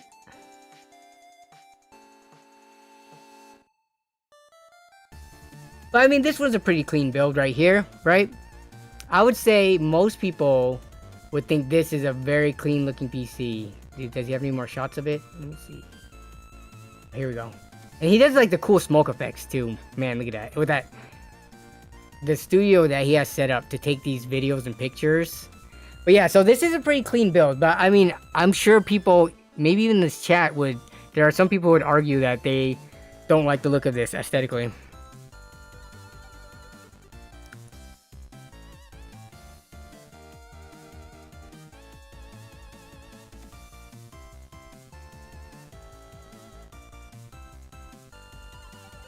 Patrick McGovern, almost time for raid, so I gotta duck out. Which raid? Wait, what's today? No, today's Thursday. Though I guess not everyone runs on Tuesdays. Mino42 says, not a fan of Zach after the ToastyBros video. Won't watch him again. Which one was that? Are you talking about the one where Zach used like a fire hydrant in the thumbnail and criticized a lot of what ToastyBros was doing? What's it called? PCBros? Oh, it's Wednesday. You're right. Jeez, I'm losing track of the days. Yes, it's Wednesday, so I have more time to edit the LAN party stories to get it out by Friday. Oof. Okay, so a la carte Sparta. Let's see. What were we talking about? Stream submissions.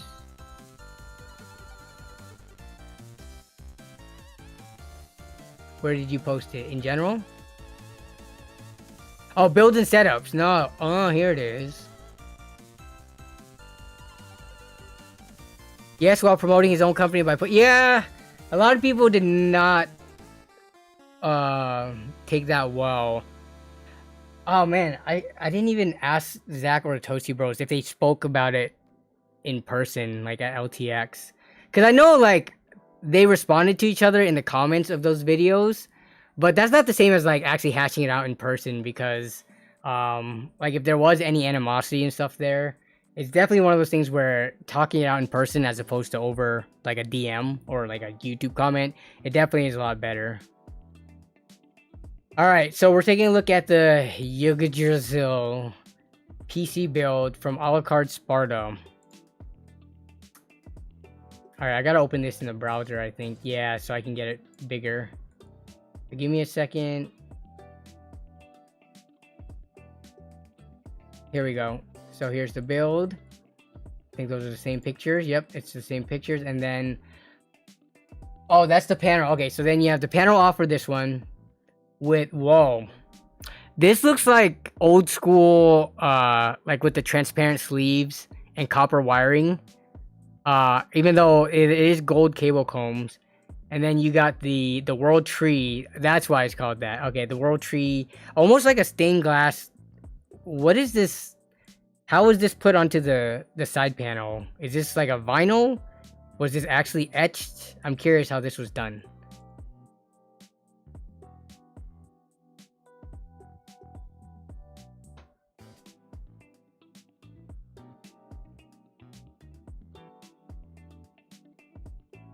Optimum Tech does have, yeah, Optimum Tech has some clean builds, but I'm trying, because he does more hardline stuff, right? Let me see. Let's see, videos. He did a really cool video about where he 3D printed like custom, like basically routing for airflow. And it was really unique. But let me look. So he does a lot of ITX builds too. But in terms of very clean looking builds, let's look at this one. And what was Optimum's Tech? Is it Ali, or am I confusing his name with somebody else?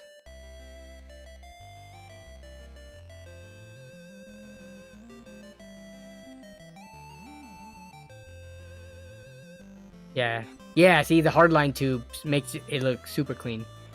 But even then, I bet you there's someone who might think the aesthetics of this also doesn't even look nice.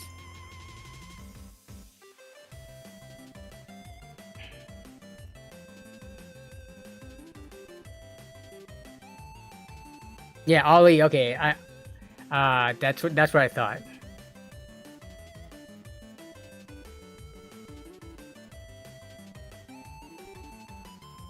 Okay. Let's see. So someone had a stream. Did someone submit? Yeah, stream submissions. Okay, Zach. I don't know if you're still in the chat, but we're just kind of going with the flow of chat right now. So I can pull up chat's question or Zach's question.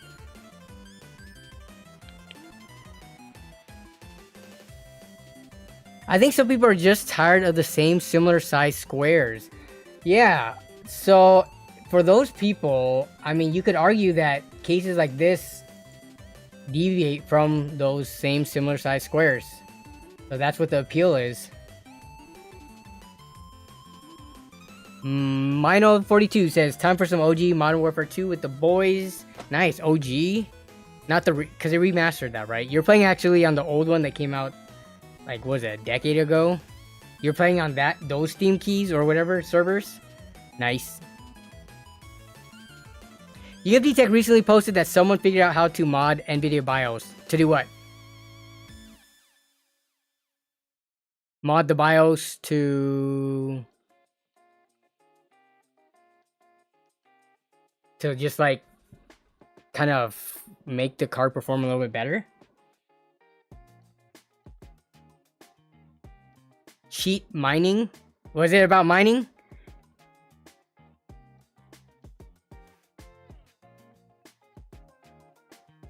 Mr. Guillotine says, I kind of like the on-the-wall build cases. PC on the wall.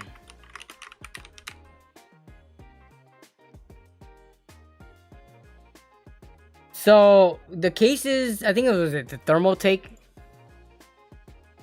Yeah, so there's a bunch of these ones, but what is this one? This one looks a little bit more unique than just the glass case with the standoffs. Then you could do like custom water or liquid lines. What else we have here? Some of these ones that are just on like a stained board, hexagon. I'm surprised there's not more of the thermal take cases. I was expecting more of those. Yeah, this one.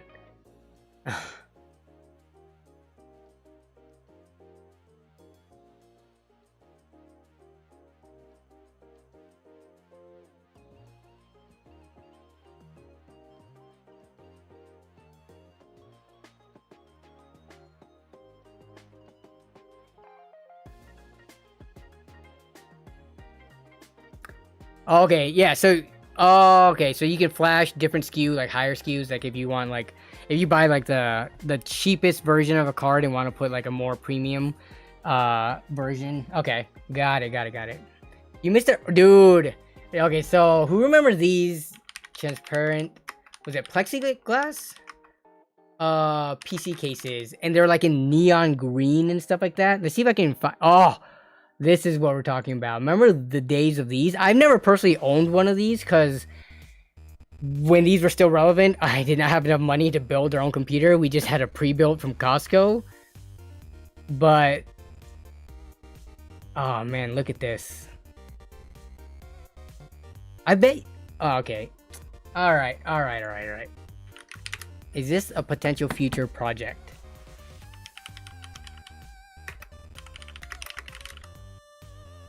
Is anyone selling these? No. They're only selling modern cases. No.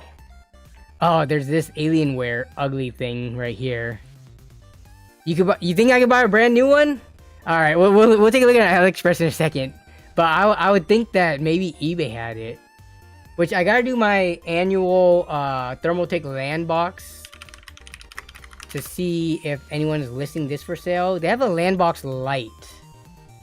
But they don't have the OG land box with the handle. I have one, but I was able to source it from Reddit.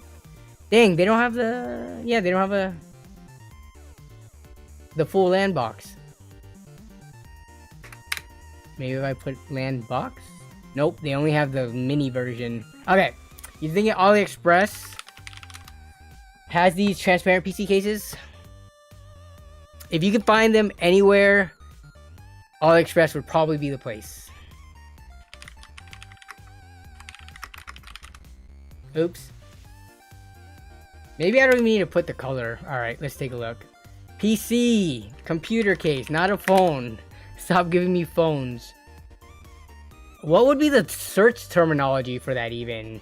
That's the difficult thing. Clear?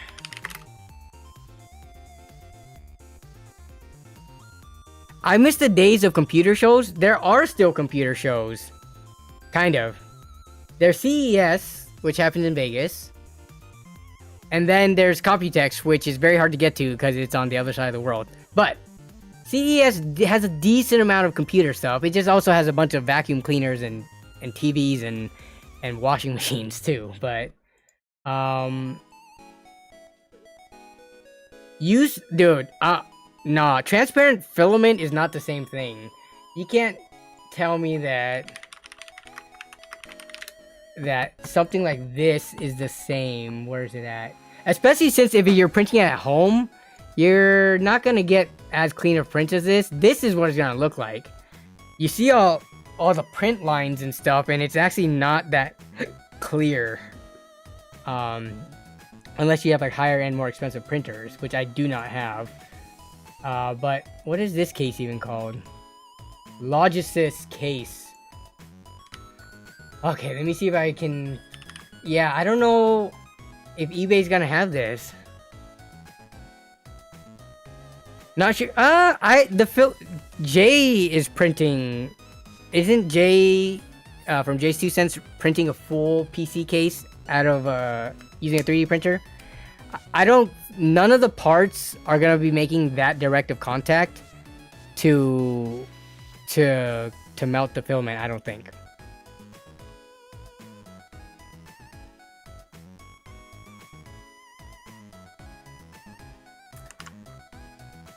Let me see if I can find this Logitech PC case. Nope. Dang it. It does not have it. Come on. Logitech case. Here's a not clear one. Man, this might have to be like a Craigslist find or something. 3D printed cases are the future.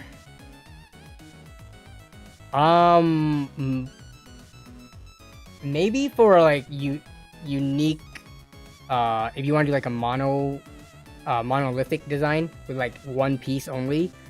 But I don't know about for the majority. I think it's still gonna be a very special use case.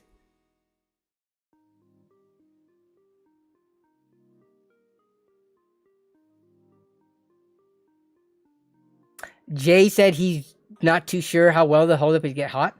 Yeah, but so to melt the filament to print, aren't you working? And I forget because I don't use my 3D printer all too often. But aren't we in the temperature ranges of like, here? Let's actually look it up. What is the melting point of like PLA?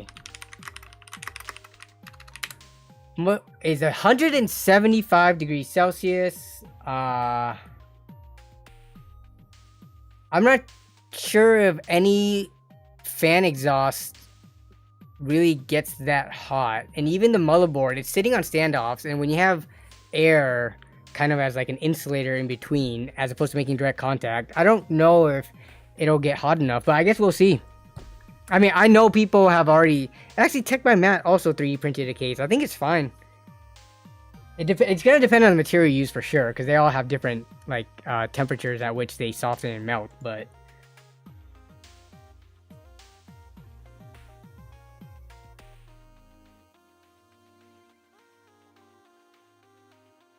The larger the job, the more likely it will mess up. A case would take 100 tries and a week. Yeah, that's the only thing about printing.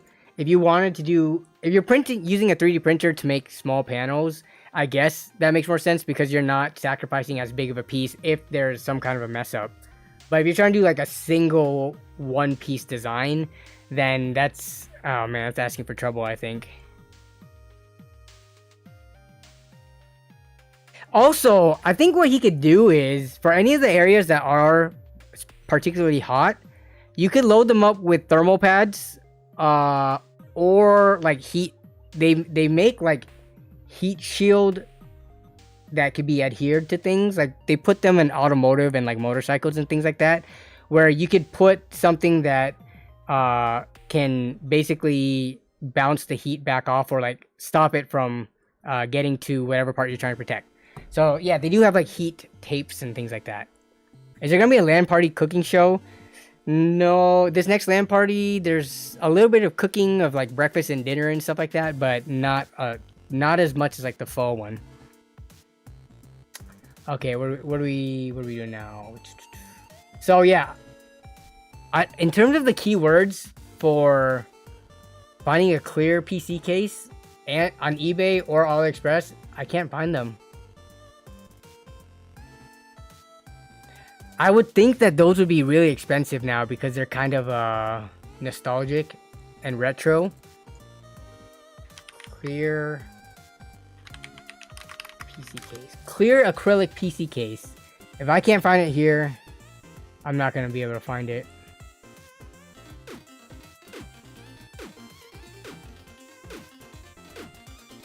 The machine says I have a Ryzen 7 77 and a 600 watt PSU. That should work.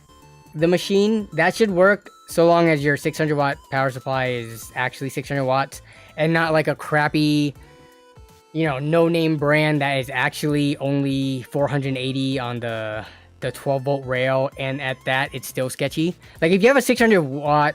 Okay, gold doesn't mean anything, though. What's the unit itself? Like, here, what is a Thermaltake Smart 600 watt? Let me look at the label. Because, like, that one is not a true 600 watt. A Thermaltake Smart 600 watt, if I can get these labels to show me them. Come on, where's the label? It's really only a 504 watt power supply with regards to what you care about. Yeah, let me zoom in here. Yeah, so like if you have this, it starts to get more questionable. Though I would have to, so you have a 7700. You said 7700X. What's the power draw on that? You mostly care about so 209, and then the other one was that was like 200 something power draw, right? 245. So yeah, it's starting to cut a little close because at like very max load you could be, let's say, drawing 450 watts, but then you may be pushing it close up against this.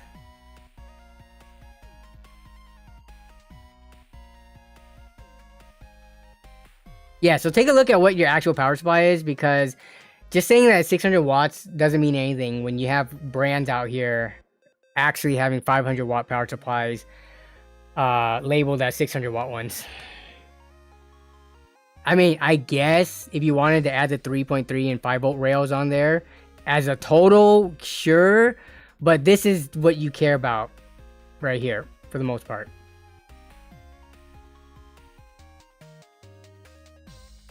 Is there such a price difference that it would be better just to make all PSU full module? I looked this up before as to why the difference is making it modular versus the cables coming out of it. I think it is a space constraint as well, because you're adding a connector to what could have been just completely wired in. Now you have to have that interface for where you can plug in wires. So it kind of changes the way that like the power supply can be built. But that's not only it too. There's more to it, but I don't remember off the top of my head.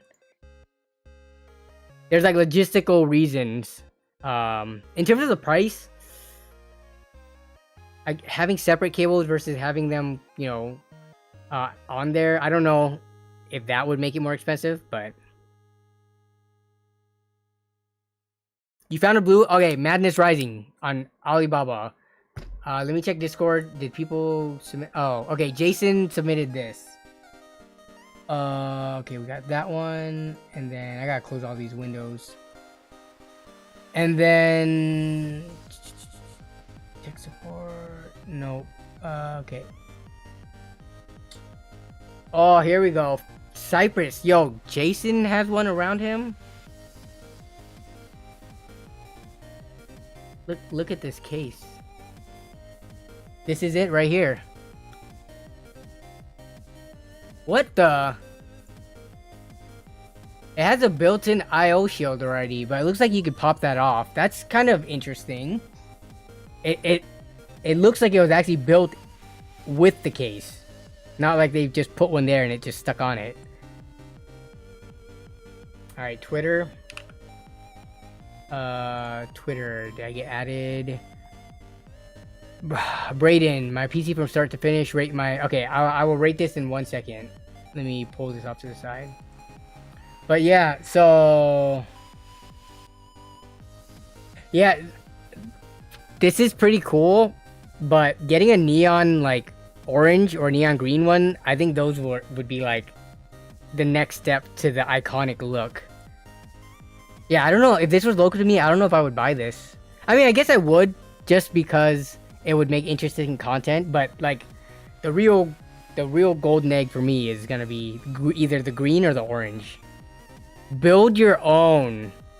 Yeah, that doesn't sound like a fun thing to do at all when it comes to getting everything sized correctly to the correct tolerances so that all the parts fit without any, jankiness going on. Timmy Joe used to do a lot of videos with his cases. I would reach out to him. He retired from... Yeah, I know he retired from YouTube, but used to sell hardware and knows how to get these gems. I mean, I'm sure these pop up randomly here and there in the used market. It's just... They haven't been on my mind until just recently, tonight.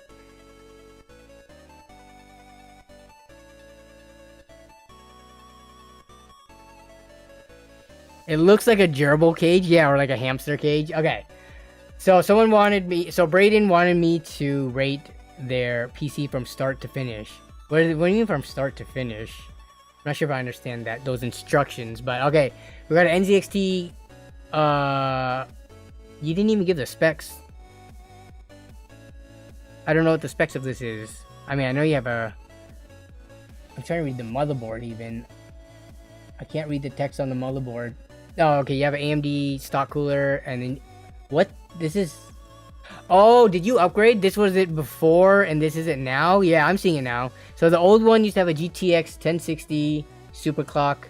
AMD... I think you kept the motherboard. It looks like you did. Okay, and then got a little bit of messy cable management. You routed the... Can I zoom in more?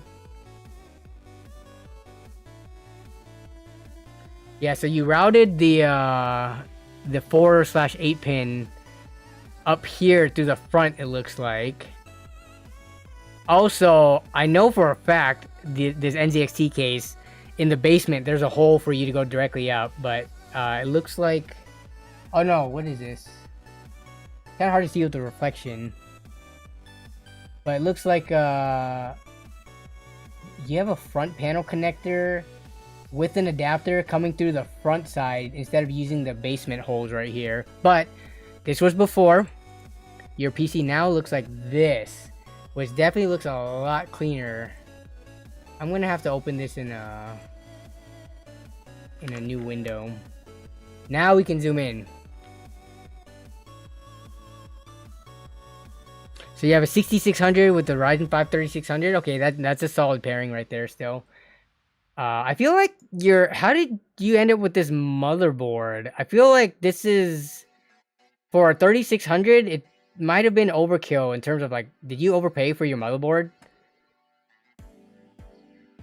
Like having this earlier with the stock cooler and a 3600 in it seems a little bit overboard, but let's see. Yeah, I mean, very clean on the new cable routing. Yep, now you're routing through the top hole there, you're routing through the bottom here, your front panel connectors are coming through the bottom as well.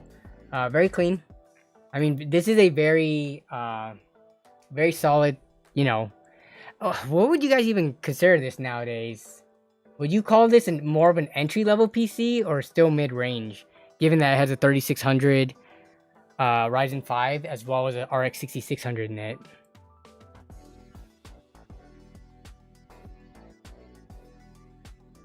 Ivy Dragon, what was Ivy Dragon saying?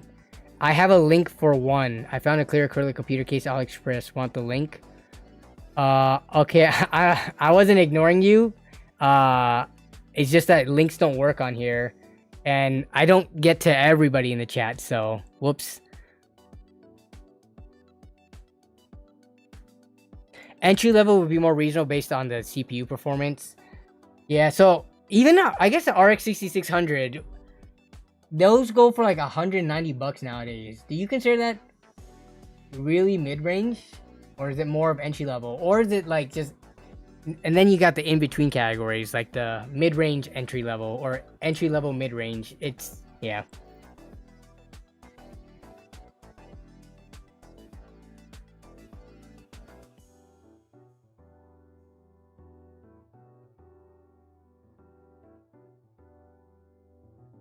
Okay, so in terms of, yeah, the clear case, I'm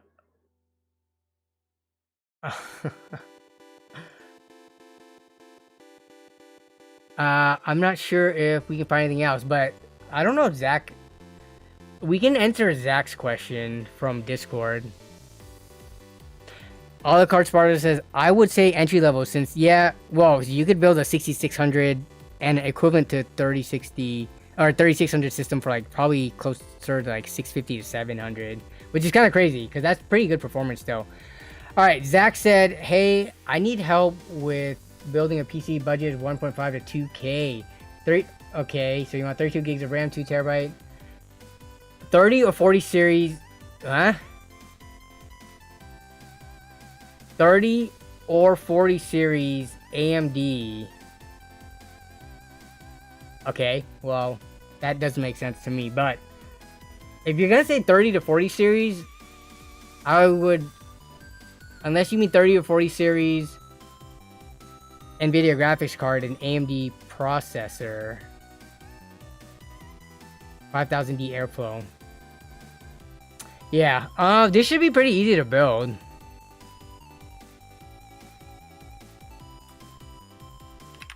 So let's go to PC part picker. I haven't been here for a while. Not the guides. Let's do the builder. Oh, nice. I didn't have to do a gotcha. Or not a gotcha, but captcha. Ace Norm says, thank you all, guys. I went from a 1660 Super to 670 XT and playing at 1440p, and oh my god, the upgrade is insane. I live this chat and channel. I'm assuming you meant to say I love this chat and channel, but yeah. Glad that the community here could have been of help to you to getting your upgrade. But, alright. So, if you have $2,000 for a build, and they said they wanted... So, let's fill in the stuff that they know they already want, right? So, we're going to choose the case. They wanted the 5000D. And let's just choose the... What's the cheapest 5000D? Let's get the air... Wow. There's a $50 price difference between the airflow and non-airflow one. Okay. You have 2,000 bucks. 150 is not the end of the world for a case. Power supply. They wanted... I mean, 800 watt would be plenty plus room for later. Actually, they said for 2,000. Let's just see what are 1,000 watt units looking like.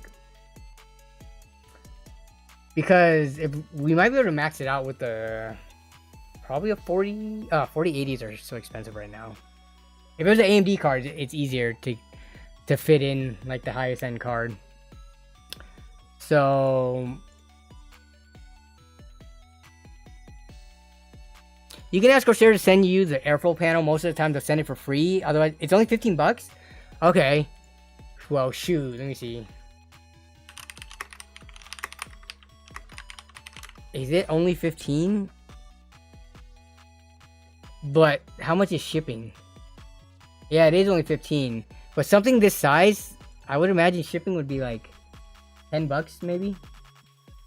Probably like 10 bucks, right? It's kind of big and awkward shaped. It's not heavy, but it's big.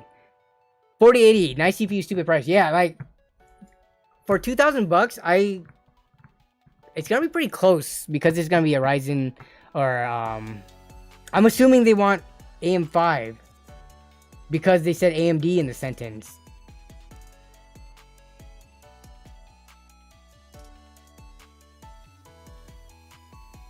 Is the Asus TUF 1000 actually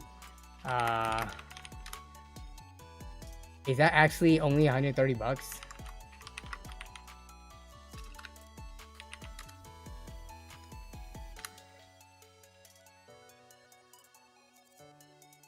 Yeah, and the Asus TUF were I think these are like B tier. So let's just add this because for 1,000 watts, you're pretty much set.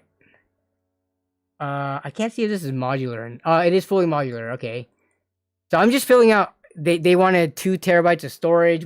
You can actually probably get something for as cheap as... Wow. Look at this. Wait, is this really 28 bucks?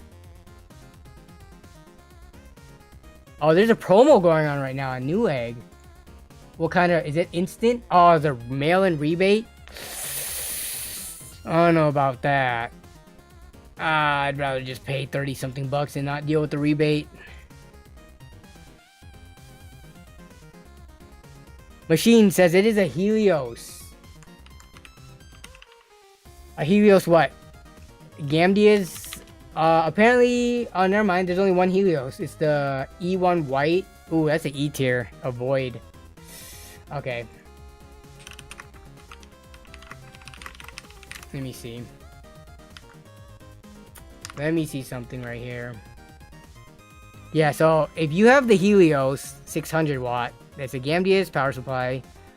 Let's look at the label on that. Where is it at? Max output power. Yeah, where's the 12? If I'm reading this correctly...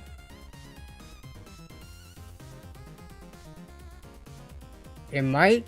What is there...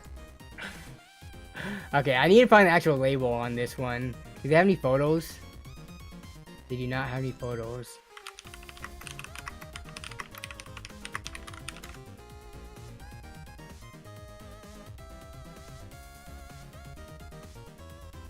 There's a Helios.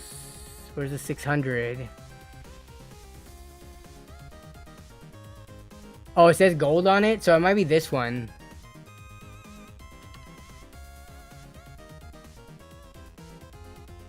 $600 high power. What is this? No, is that it? I mean, can we see this photo? Maybe we could just read it from here. Oh no, okay. Well, if it's this power supply, you could probably find it on the label of your own power supply. Not sure if you guys can see it, but yeah, on the 12 volt rail, it's rated for 50 amps. So that's 600 watts, okay. But in terms of the PSU tier list, I have no idea what the Helios is. I only saw the Helios white is on here. The Helios gold is not even rated. I don't even know if there's any reviews of it. So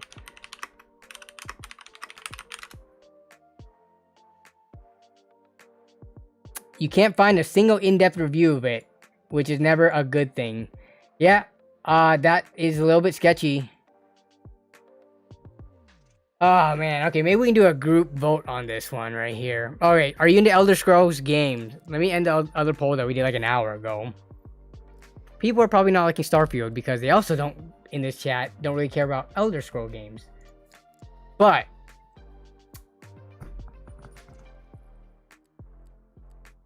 I'm curious what you guys would think.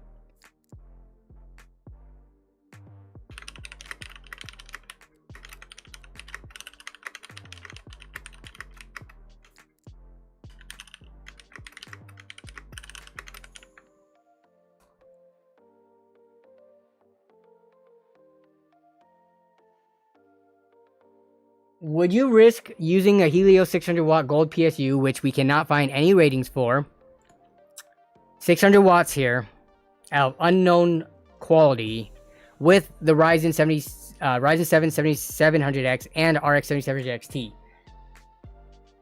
I have built and used and worked on enough computers with sketchy, crappy power supplies in them that I would lean more towards yes than no on this poll. You know, you hear about those Raid Max and those Logisys and other crap brand power supplies, like the E tier stuff. We're talking like the bottom of the barrel here.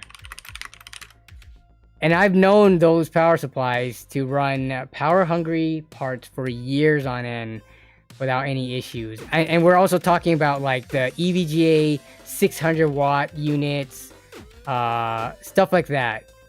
Here's F tier, EVGA N1s. What else do we have down here?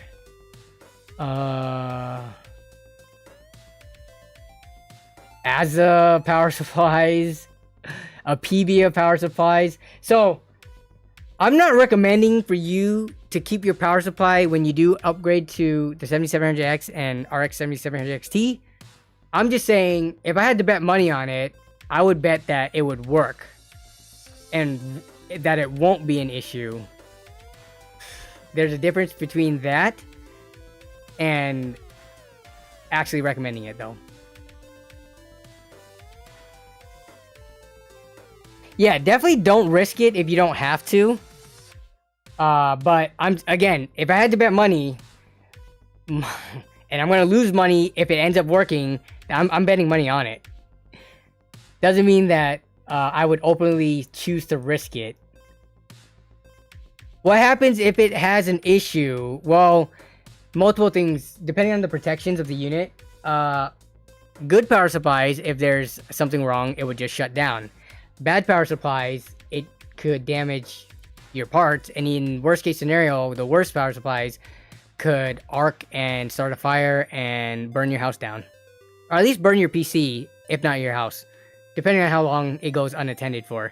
So that's just like a very worst case scenario though, like very low chance of happening.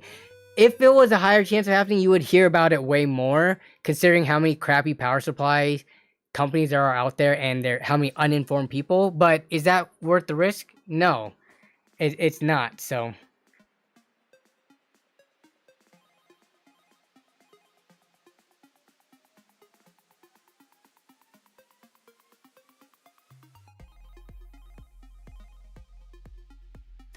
Madness Rising, yes, this is a very good way to think about it. I'm of the belief that you buy a decent power supply and it stays with you for several builds. Exactly. Once you buy one, and if it's so long as it's like 700-ish watts, 600 maybe even, you could carry it on for, you know, 5, 6, 7, sometimes 10 years, depending on how powerful components you usually put in. But yeah. So most people are saying, would you risk a Helios? Most people wouldn't. Okay. I guess I need to change my answer because I forgot I put would you risk it. If I were to bet on it, I would bet that it might work. But if would I risk it personally and try to just do it for the sake of doing it? No. How hard is it to change a power supply? Super easy. You shut the computer off. You unplug they basically have like universal connectors. Unless you're working with like a super old power supply that has like weird looking IDE connectors and things like that, it's like the 4 or 8 pin in the top left corner, the 24 pin ATX connector, if you have any SATA devices, and then your graphics card. Did I miss anything else? And I guess any hubs, those would be SATA devices. So yeah. Being new doesn't really mean anything. Throwback to IDE ribbon cables, exactly right. Brayden says, I have an E-tier Ares game unit, lol. And it's what size do you have? The thing about so with regards to the tier list, the higher rated power supply that you have, the kind of safer you are. Now, that's not an umbrella statement that covers everything, but the thought process behind that is, let's say you get a 1000 watt piece of crap BitPhoenix BPA E-tier power supply. The fact that your system normally would only pull 300 to 400 watts, if that, means that it's going to be operating at 30 to 40% of the max capability that it was designed for, right? So if it's not under high load, you would theoretically think that it would have a lower chance of failing because it's not running at its maximum capabilities or capacity for a long amount of time. It's running at a very, it's like jogging instead of sprinting the entire time.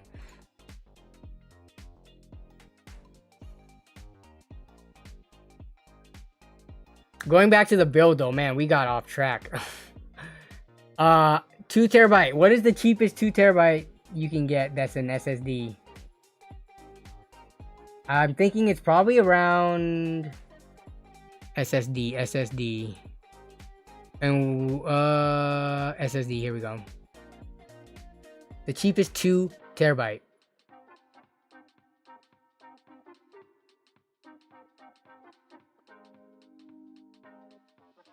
Right now is a Team Group QX SATA drive, but for a new system like this, you want to at least get... Honestly, the 670p is not a bad... I'm using a 670p right now. But let's say they wanted something slightly nicer. We can keep on going for... Man, it starts to get more expensive pretty fast. We just went from... I guess for the PCIe Gen... 65 to 80 bucks. Yeah, a lot of these cheaper ones are either like DRAMless or PCIe Gen 3. What is the cheap Gen 4? I guess we can sort by that. Gen 4.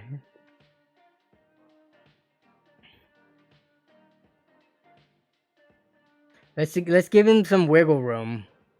Because at the end of the day, it's only going to be like a $10 to $15 difference between premium and non-premium brand.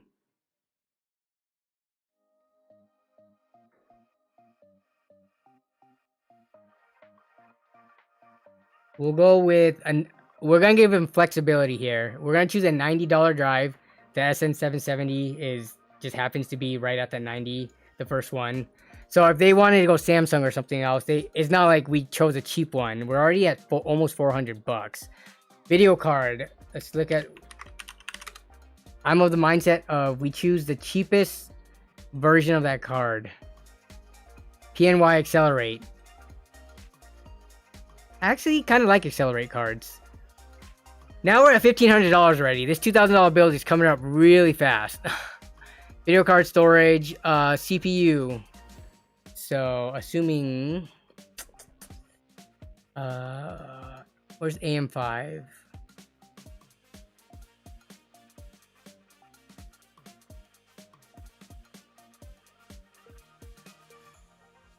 For a $2,000 build.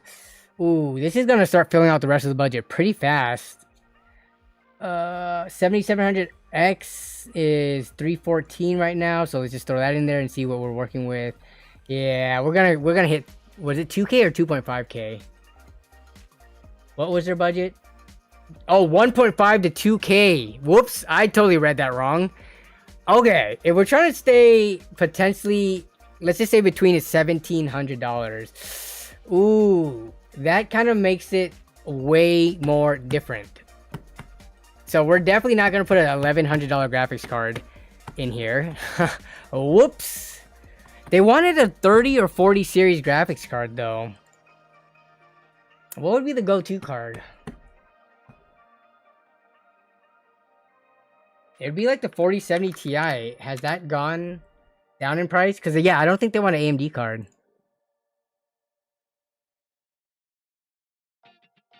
$4070 is $600. I guess a little bit cheaper now. So 4070 or 4070 Ti. 3080 Ti used. I'm just gonna assume they want new parts. Let me see. Does it need help with the PC build budget? They want DDR5, dude. 2 terabyte. Okay, we already got that. Possibly water cooled. So they want an AIO. That's what I'm assuming. I'm gonna assume water cooled means AIO and not custom loop. Let's just assume. Let's assume new. So I see your 3080 and 3080 Ti used. Let's just assume new. What would be the go-to card for a budget like this? I wonder if we could actually squeeze in the 4070 Ti. Do we might even be able to get away with a non-Zotac one. So let's see, what are we looking at here? We're already at $1,500 and we still need the cooler. We're gonna have to downgrade this processor for sure. We're not getting a Ryzen 7. But they want DDR5, so we're gonna have to look at probably a Ryzen 7600X.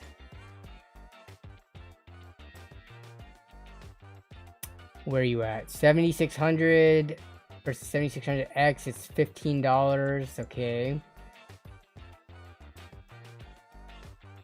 Change the case? Yeah. So we'll change it to the non-airflow, and they could, I guess, deal with buying one from Corsair if they want. But they wanted the 5000D. That's $100. That kind of helps us there with $50. What else we got? They wanted 32 gigabytes of DDR5. Let's try to not get them the bottom of the barrel stuff. So if we sort by price, what is the cheapest 32 gigs kit? Let's see, 6,000. Where's the?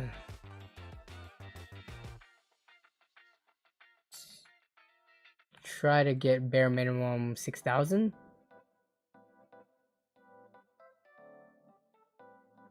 Maybe we could sort by first world latency too, and try to get like the 12 nanoseconds ish.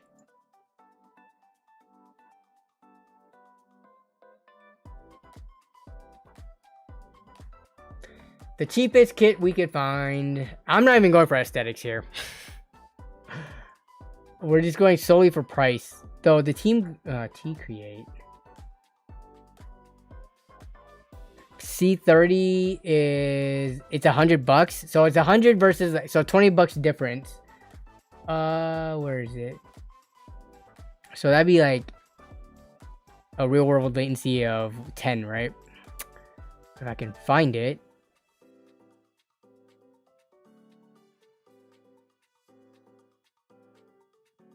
That's 5,600 at 30. So we want 6,030. Where's it? 6,032 for the Oloys. 6,030 G-Skill flares. These are plain black. You can't really go wrong with it. So a little bit under 100. We're at almost $1,500 now. We just need a motherboard and cooler. So that'll bring it up to the middle of their request. So they're asking for 1,500 to 2,000. Let's do like kind of right in the middle, 1,750. would be the target. That gives them kind of wiggle room if they do want to do like a minor upgrade here or there. CPU cooler, they wanted an AIO. Yo, what is the cheapest 360 AIO we can find? 360, here we go. I know there's some cheap ones. Thermalright. I've actually not looked up at the Thermalright coolers in terms of how well they perform. I would imagine they're fine. They're just like one of the more like the cheaper. I don't know if I would call them off-brand, but they're definitely not like the major like Corsairs, Cooler Masters, NZXT. They're definitely the budget brand when it comes to their air coolers on Amazon. But the Thermalright, let's see, LS720 is only $100 from Deepcool. The cheapest 360 AIO is $70. The Deepcool one's $100, so $30 more. I mean, I think we could probably fit it. Tower fan coolers for life, says Madness Rising. I kind of agree with you there, but I mean, some people just like the look of the AIOs, and what are you gonna do about it? I mean, Thermalright air coolers have not done me wrong. I think I'm gonna pick a Thermalright one. $70? This is just ridiculous. Uh-oh. No. Please tell me I didn't just lose my builder. Okay, I didn't. Yeah, so we're gonna add this to it.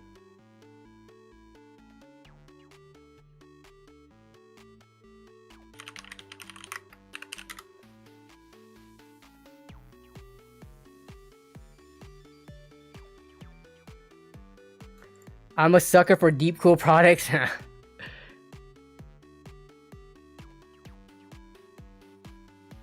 Yeah, Theo Joe had gunk buildup. Which specific one do you know? Pico Wubs? Or are you just saying in general, AIOs can potentially have gunk buildup? I know MSI, they had a recall on one of theirs, so.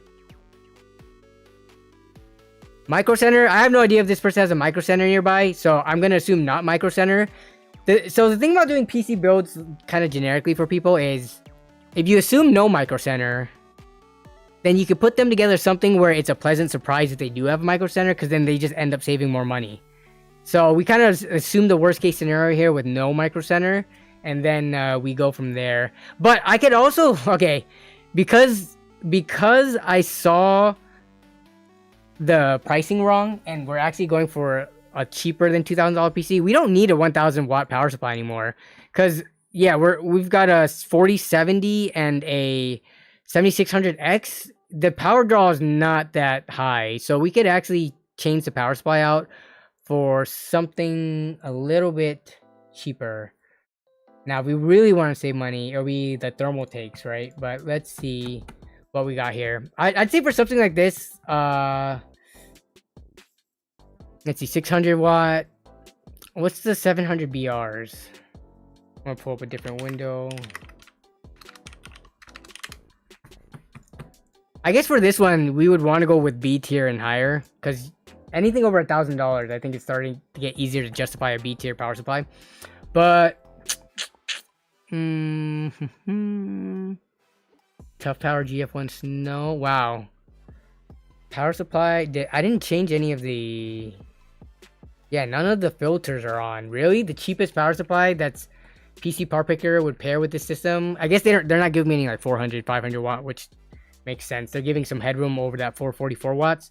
The cheapest one is a gigabyte one. Okay. Shoot. Let's see. EVGA BR. I'm pretty sure BR is like a C tier. Yep. Okay.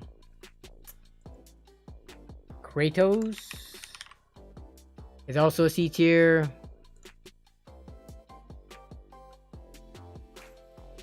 Is this Snow an A tier? Really? It's a GF1. Snow Power GF1. It is A tier. Wow. And oh, there. Is it a promo or is it a mail-in rebate? If it's straight up $85 with the rebate card, I I hate mail-in rebates, but you know what? I think that might have been one of the first ones that we saw. I didn't recognize anything else to be a B tier or higher. Tough Power Grand. Tough Power Grand. RGB, okay. RGB Gold, Tough Power Grand.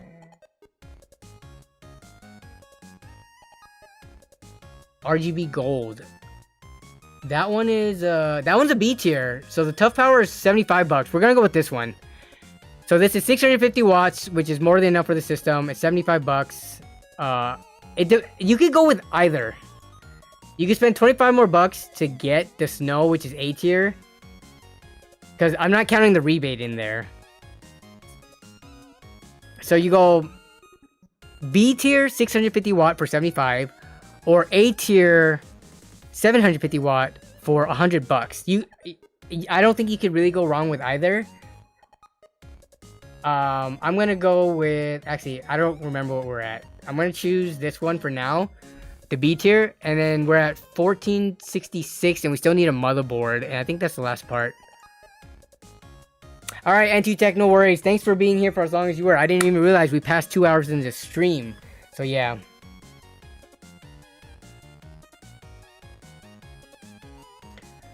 Let's choose the motherboard. Dude, I don't know all the different motherboards off the top of my head. We're definitely gonna want at least a B650, right? So we're gonna go for anything that's not a 620 and see what the lowest price ones are from there. What is this board? Look at this. Asus Pro B650M with the freaking green board. Ooh.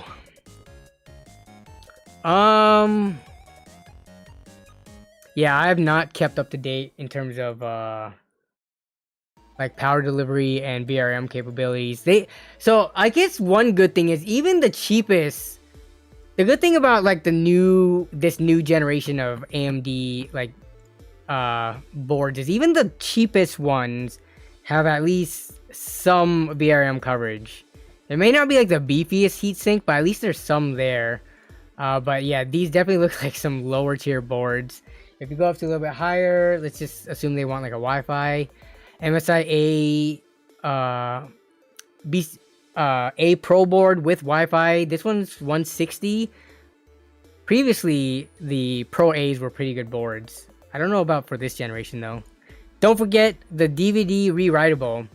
So we added this one in here. So I'm just gonna choose like what I would assume to be like a middle of the range board, right? MSI, we'll choose a full one, not a micro ATX. Wait, did I choose the? No, that's B650P. Yeah, that one should work. We're pretty much at that budget. So now we can go in and put the Snow power supply. Where is that at? It was $100, 85 actually. Boom, right here. So now we got your A tier, 750 watt. Plenty of room for upgradability. Pretty much you can upgrade to almost anything except for maybe like a 5090 when that comes out or something. But you can get a wide range of stuff. And we're at 1639. So we're about $100 off of that 1750 mark. You got to add a floppy drive. Do they even have those? Can we add that? Optical. They have optical drives. Let's just see if floppy is a thing. There's no. How come the compatibility filter doesn't work for this? Most of these just use like SATA, right? Did anyone know why in PC Part Picker with the motherboard and CPU that we chose, compatibility filter gives us 0 compatible optical drives? Jason Whitmer with the hot take. All PC builds should budget UPS into the system. I don't know, man. Oh, that's a good poll question, though. Thanks for the content, Jason.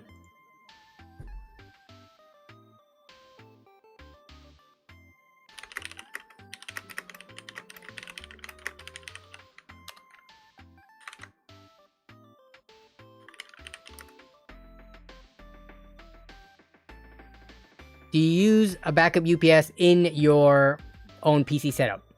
So a UPS is for when the power goes out. I take mine on and off of my system because I have one, but then every time I do a Craigslist or whatever offer up ride along, I bring it with me to test stuff. So like sometimes I'm lazy, I don't put it back right away. So yeah. Do an external optical drive. No, ain't nobody want a USB optical drive. We want it in. Oh, it's because of the case. Yeah, good point. It is because of the case. I totally forgot. Yeah, that should have made sense because there's no cutout for it. Let's just turn off the compatibility filter. I don't want to change the case because we need to keep that price there. But yeah. Wow, optical drives have not gotten cheaper. They're still around like 20 bucks. All right, enough trolling. Let's get back to the build. We have $100 to spend. We could, I don't think, yeah, we can't fit in a GPU upgrade. But from a 4070 Ti to a 4080, we're talking $300. So that's not gonna work there. So we could try to fit in a Ryzen, let's see how much we have. We have $350-ish. We can fit in a Ryzen 7700X. The 7700 costs more right now. So this is the $1,750 build. Or $1,720 apparently. Let's just ignore the rebate. It'll be $1,730 something. You got Ryzen 7 7700X, 360 AIO from Thermalright, just a B650 board with Wi-Fi. 32 gigabytes of 6000 CL30 memory, 2 terabyte, not bottom tier SSD. We got a 4070 Ti, the Vetroo Epic X. This is the Accelerate actually, 5000D case, and then an A tier 750 watt, 80 gold plus power supply. Seems pretty standard of a build. I don't think if you're trying to stick with like AMD for the processor and Nvidia for the graphics card, I don't think it's gonna deviate much from this, aside from like the case. But for $750, I don't know. Are you guys seeing anything else that we could change up? You could fit. Oh, can we fit in the 7800 X3D? I didn't. Let me see. How much was that thing? 7800 X3D. That one was $384. So yeah, if we're working to the $2,000 budget, we could fit in the X3D chip. But then we go over $1,750, and then there's tax. But we would still be under $2,000 even with tax. So yeah, 7900 XTX is the best option. Yeah, so we did add in. Let's just remove that. So let's put in. Add a video card, and we're gonna add in a XTX.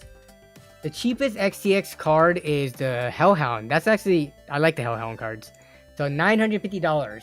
We are now, after tax, will be over $2,000, but you could get a 7800 X3D, 7900 XTX system. Probably comes with Starfield. Does this come with Starfield? Let me see.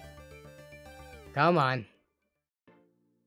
And it comes with Premium Edition Starfield, all for under $2,000 before tax.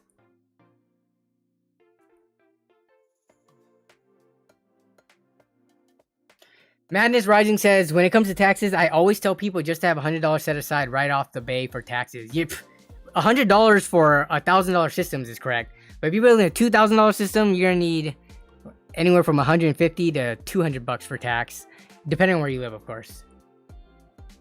But yeah, so here is the shareable link, because I think Zach might come back, and when he sees this part of the stream, here, I'm gonna put in the description for him. Build for Zach so he can see it. $2,000 system, though we use an AMD card and CPU. Sorry, dude. The Nvidia card was, I don't know, just a little expensive. Yeah, we could also change the Samsung to a Samsung drive. Let's see. If we're trying to like now, kind of like push the limit up ever so slightly. Samsung 2TB. Samsung 2TB 970 Evo Plus. Where's the 9? Add in a consultant fee for 200 since you're doing this. I know, right? People charge money for this, and we do this almost every week on stream for free. So yeah, you can get a 9. I would. What were you trying to? What were you saying to get? And 970 Evo. Okay. Yeah, so we can fit that in here. That's 1TB. What am I doing? Why am I so blind?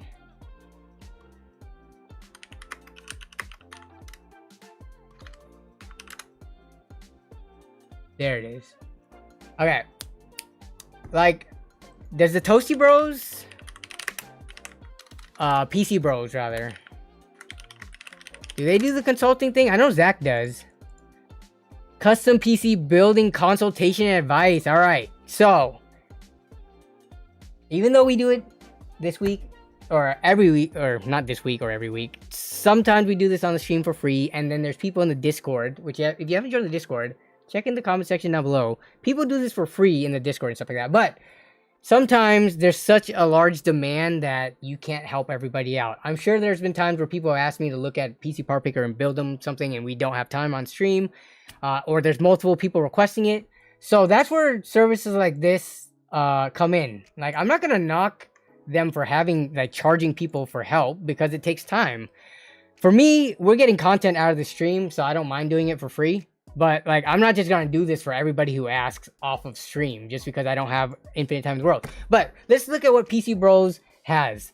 They have custom build and consultation and advice for $10, which I would think is pretty cheap if you're a beginner. What are they giving us?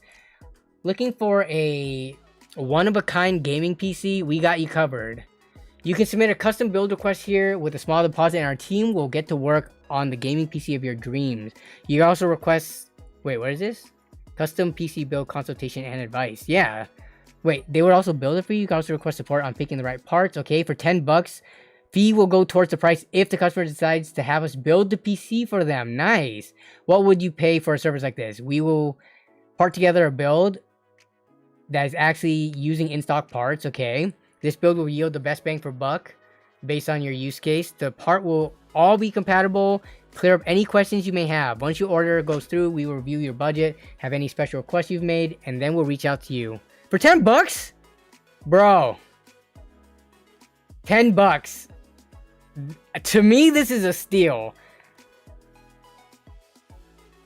I need to do a secret shopper on this because I think for $10, this is really good. Okay, so now I know Zach does it. So I don't. Does anyone know anybody else from like the medium-sized YouTube channels that does this? But Zach has consulting. Let's see. What does Zach have? Stop before you spend any money on PC components. Let me help. Okay. There's so many things you could triple check to verify before you should buy the parts for a gaming PC builder setup. Is your power supply high enough? Yep. On the PSU tier list. Oh, high enough from the tier list. Okay. I feel like some people could read this and figure out some things and then not need his consulting service. Like, maybe they didn't know what the tier list is, but now that they read this, they're like, okay, I can look that up and not pay him. But all right, so he's talking about the tier list, what CPU cooler would actually fit in the case. PC Part Picker, I think, takes care of that, but he doesn't mention that here, so a newbie might not know that. Will there be a CPU or GPU bottleneck? So this is something that PC Part Picker won't tell you. There's bottleneck calculators out there, but even those are kind of sketchy. So this is actually pretty good.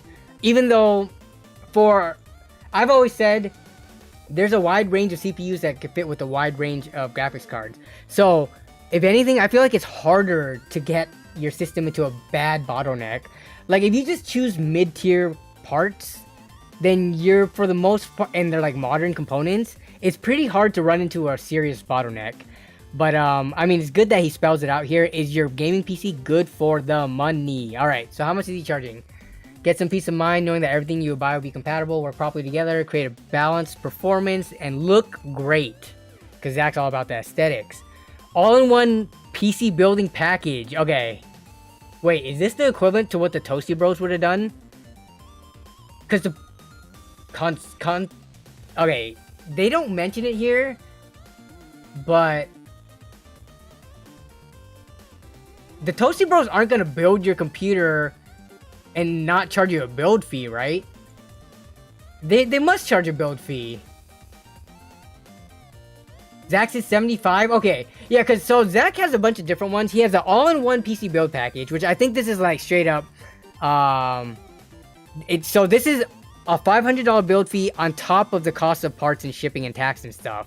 So he will, from the ground up, design your PC, consult with you, go back and forth, choose the right parts and things like that. Start to finish, yep, okay. Not only will we fully assemble the build, he will stress test it, configure it, so it's game ready. Also create social media content, so you get some, it looks like you get some vertical video featuring it. You get some high quality photos, and they will ship the PC to you, so yeah. So this is like the top tier premium package that, honestly, there are companies like Overkill PCs and stuff. They charge $500, and you don't even get all the other things Zach is adding. I'm curious. Like, I don't know if I would personally be able to recommend anyone from my audience because we're all cheap, fast, budget people. And then like my friends and family, I don't know if I would like ask them to pay $500 on top of a build. But there are definitely people who are customers for this. ToastyBros basically charging fiber level prices for a build list. Yeah, basically, that's what they're doing, which, I mean, I think that's totally, like, a legit hustle. Like, I do that for free all the time, so I'm not making any money off of it. So, you know, $10 for their time is not a bad ask at all. Even Zach can't believe the price in that thumbnail. He's pointing right at it, making the face. Okay, let's see what else Zach has. He has the full parent solution, which out of stock. And he had a PC upgrade plan. I'm curious how he goes out of stock with these. Because I would feel like the most time commitment for him would be this one. So the fact that he can do one of these for the same amount of time for one all-out PC building package, you probably could do multiple of these. But maybe he sets a strict limit as like, for a given time, I'm not going to take on more than 5 of this. I'm not going to take more than 10 parent solutions. I'm not going to take on more of 10 of these, regardless of how much other free time I have. So if that's the case, then these are out of stock. How much did he charge though? $150. US customers only. This is for US based customers only. I cannot provide guidance on any other country. Okay, that's reasonable. Are you tired of hearing about your son or daughter talk about... Okay, so this is directed towards parents specifically.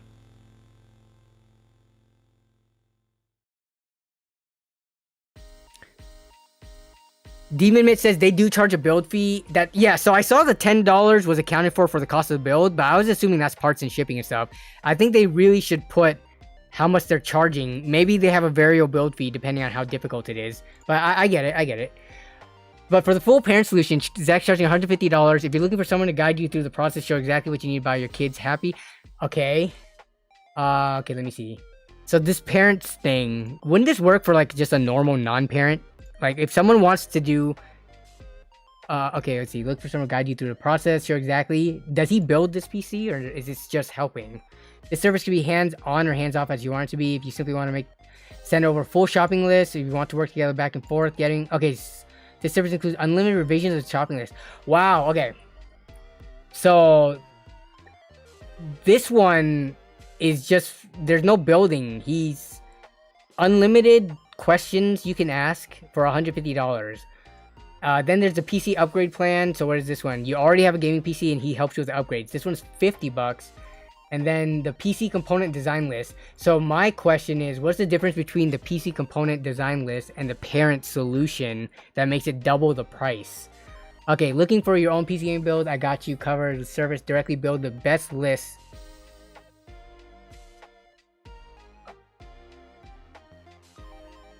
Demon Mitt says, I'll tell them that. They should have something posted about what the build fee is, or at least a build range. Because aren't you a mod for them, Demon Mitt? But yeah, definitely. That is my feedback to them. Looking to build your own gaming PC, but need some guidance? I got you covered. Okay, service. I'll cover everything. Okay, the service includes one revision. This ensures you get the parts list you're happy with. Okay, and then he takes a questionnaire where you fill in your budget, your goals with the PC build, stuff like that. So the difference between the $75 and the $150 looks to be unlimited revisions. So this is for consultation only. There's no building. He's not going to build it. He's not going to buy the parts for you or anything like that. So the 75 one, I mean, he's going to price it to what the demand is and based on his schedule, right? If it's not worth his time spending an hour or two with somebody, because that works out to what, like $37.50 an hour. If he could make $37.50 an hour doing something else, that's how he's gonna set his pricing. Like if that's what his time is worth, then that's what it is. But it is interesting to see the like contrast or comparison between a $10 to like the 500 versus the 50 or 150 or 75. But well, I guess what are your guys' thoughts on all of this? I'm sorry, I've been kind of ignoring chat because there's been so much to read on the screen. I need to read chat because you guys might have said stuff that I totally missed. I missed the other option on the page. Where else did I miss? On Zach's page. Is there one more? I saw the PC upgrade plan. Or did I miss the other ToastyBros one? Crap. How did I go back to it? What is it? Home. Is it on here anywhere? PC staple builds. It was the PCBros, but they're all the same price. Oh, okay. Yo, I must say though, where's all their merch? Oh, I need to get one of these ToastyBros mats. So Jackson was showing me this during LTX. They made their own mod mat, and this is like a thick boy. Like if you see, where is it at? He showed me images of it, but this is a really sleek looking mat. I really like the design. I don't know who did the design on it, if it was like Zach or McAllister, but yeah, this thing looks clean. Yeah, oof, that is a clean looking mat.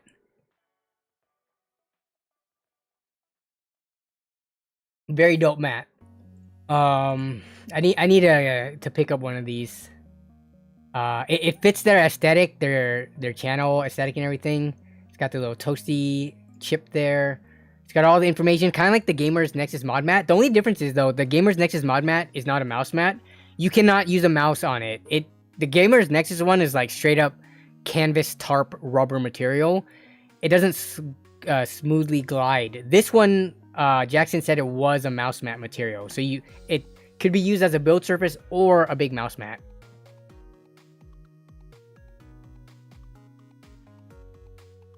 Yeah, so let's see. But going back to their thing, where's their service? Oh yeah, it's just right here. So it's all the same price. But yeah, let me know your thoughts. What do people say? One has unlimited revisions, the other one has yep. I think I would go with ToastyBros lol. Okay. This is not to like throw shade at anybody because we like running polls around here. And you could say that both Zach Sector and ToastyBros, which they're both like, you know, my homies in terms of like channels and stuff like that.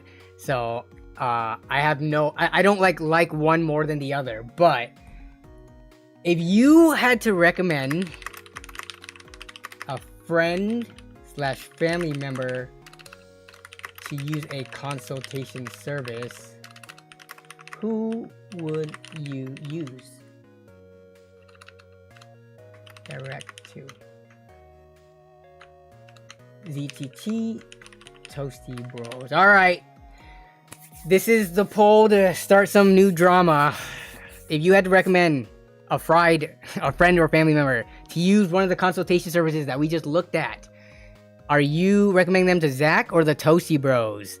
And you can't say, oh, I would just help them myself. This is a hypothetical here. You're gonna die and you don't have time to, and you're gonna tell them to the future, go with these guys when you need consultation help and pay them. Who are you voting for? Craig Lilly said, I'd choose on a budget. Dude, if I did this, I don't even know how much I would charge, honestly. I think like 20 to 30 bucks is pretty reasonable. Because I've done this for free before when people emailed me when I was like a lot smaller. I helped people choose parts for their PCs and sent them PC part picker lists and made adjustments and stuff. I did that for free. But I think I've spent easily like an hour or two per person before, so you know, why not charge at least a minimum wage for it?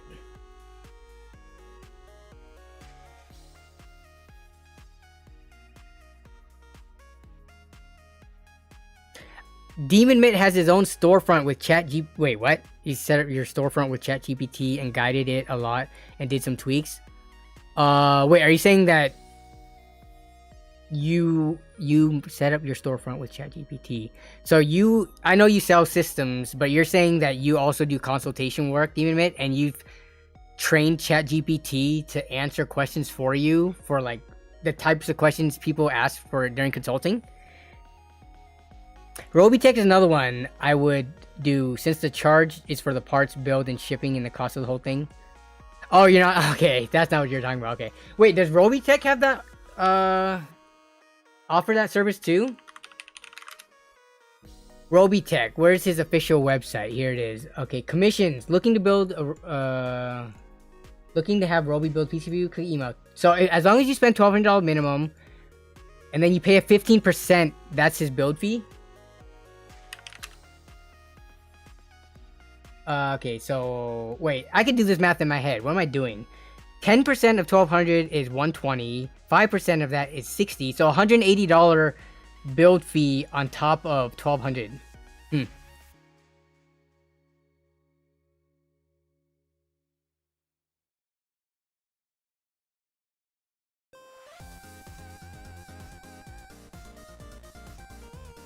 Is this the only thing he offers?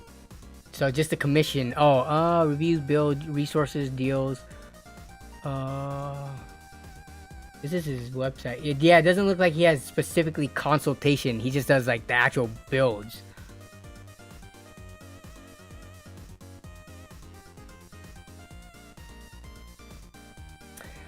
Alright. The votes are coming in kind of slowly. We do have 90% of the votes for the ToastyBros, though. No consult, yeah, just build, but going over it with you just so that you can get the build that you want, that's pretty nice. So that is kind of like built-in consultation. I think using any online personalities for this will never be a good deal, lol. Well, actually, so that you bring up an interesting point, Jason. Do you think it would be a better deal to go down to your mom and pop shop? Let's just say you have to pay, so you can't go on Reddit, you can't go on Discord to look for this kind of help. Imagine you're like a boomer parent or grandparent, and like you operate based off of paying a professional for a service instead of getting free resources like YouTube and Reddit. If you had to pay, do you think a mom and pop shop down the street, a PC repair shop or something, would be cheaper than Zach? I don't think they'll be cheaper than ToastyBros for sure, because 10 bucks is hard to beat. But compared to like Zach's prices, for example.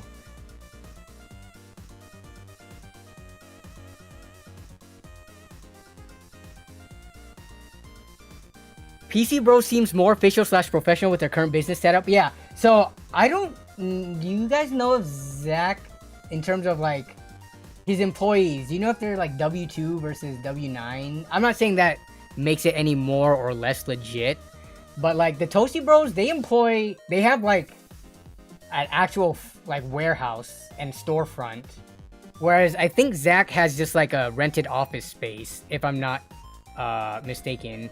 And the ToastyBros, like in terms of a business, I would say they are a more flushed out business, yes, and I think they started it before Zach did, so that's fair. And they employ a lot of people, a lot of their friends and family, actually. We were talking about it at LTX, which is really cool. Like, they're providing jobs for the loved ones in their life. But yeah, between the two, I would agree with you there, Demon Mitt. They do seem more official with their setup.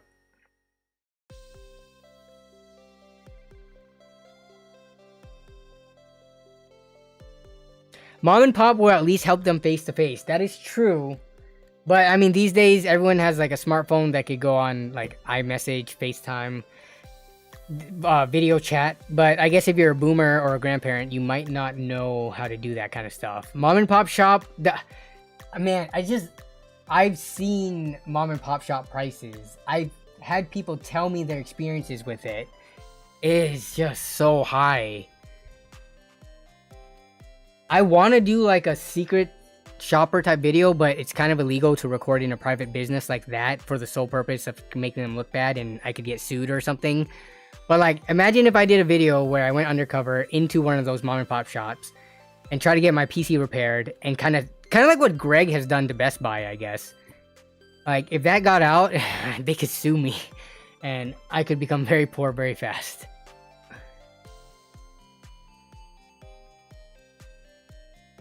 Mom and pop shop will, yeah, they probably will try to tell you what they have on hand. Okay, I'm gonna be honest though, I haven't been into a mom and pop computer shop for a long time. I'm curious if my like recollection and memory of them is like they carry out of date parts. Has anyone been to like a local computer repair shop? You know, one that kind of rips people off. Have you seen them carry like RTX 4080s, 4090s, like recent modern cards?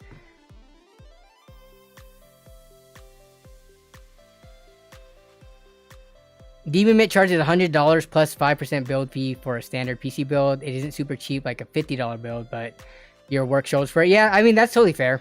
I mean, to order parts or to build, set up OS, all that stuff, ship out, that takes time that you usually don't account for. A lot of the time, I think people think like, how fast can you build a PC? Yeah, sure, you can build it in 30 minutes. But what about the time it took to procure the parts, to unbox them, to get rid of the trash, to rebox this up so that it's safe to ship? Like, all that time to buy a shipping label, like, you gotta factor all that into the cost of it, right?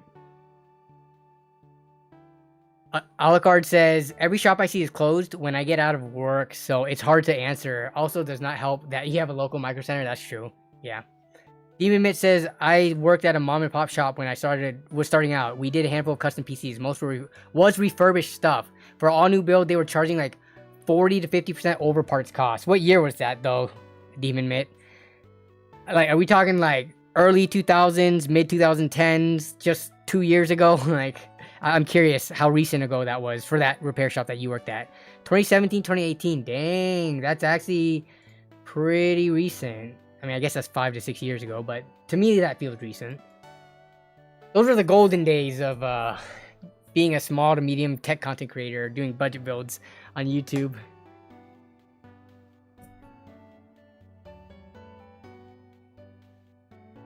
Mom and pop shops charge up the ass nowadays. Yeah. If only it were so easy now.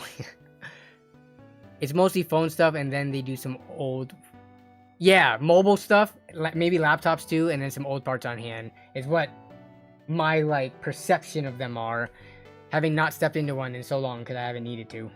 But all right, that's gonna pretty much be it for stream. Oh my god, we've been going for 2 hours and 40 minutes, and this was a solo stream. It wasn't even because I had a guest on.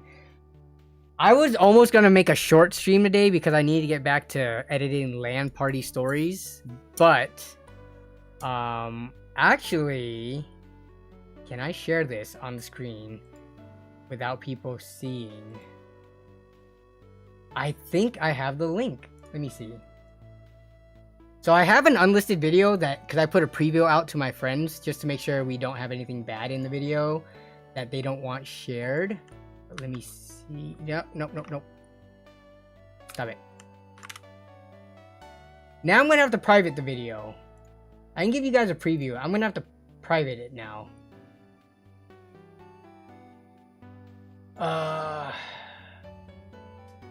Because I think the link just showed on the screen for a split second. Okay, here's the video right now. It is currently at 2 hours and 8 minutes. I'm still cutting it down. I'm still adding gameplay. Where is the... Let me see. Oh yeah, no game after. Okay, there's some bacon. Where's the bow and arrows section? YouTube, you're supposed to show me like a preview on the timeline. When did we do bow and arrows? I think that was Saturday. So that would be around. So there's breakfast, pizza ordering. Ah! Little group there to the left of it.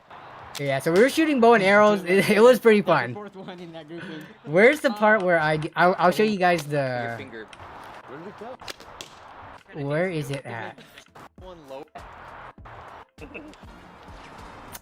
Some legless. Basically, we're trying to see how difficult it act. We did dominoes. You know those like. Oh, here we skill go. Moves in like Cabal and stuff. In where? In like Cabal and like 2 Oh, moons. yeah, All Like jumping and backwards and shooting. You gonna try to do it? So I tried to do a running jump shot, which, you know, in video games, how they make it look so easy. Oh my goodness. It was so hard. First of all, it's already hard to shoot a bow and arrow. It's also hard to try to do it while jumping. I almost shot it into his neighbors, like, and hit their house.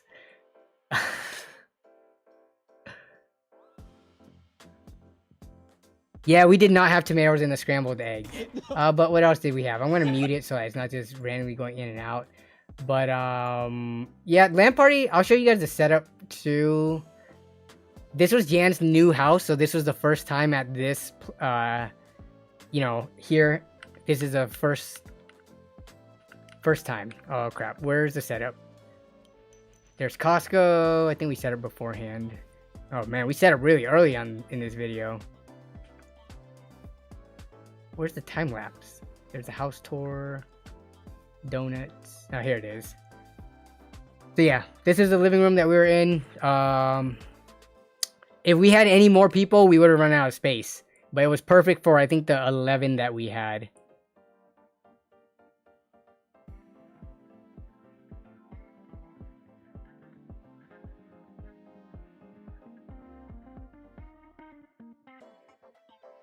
But yeah. This is coming out on Friday. We had to move this big treadmill out of the way. And there it is. There are the setups. So that's coming this Friday. That is my goal. I will lose sleep if I have to get it out on Friday by the end of the work and school day.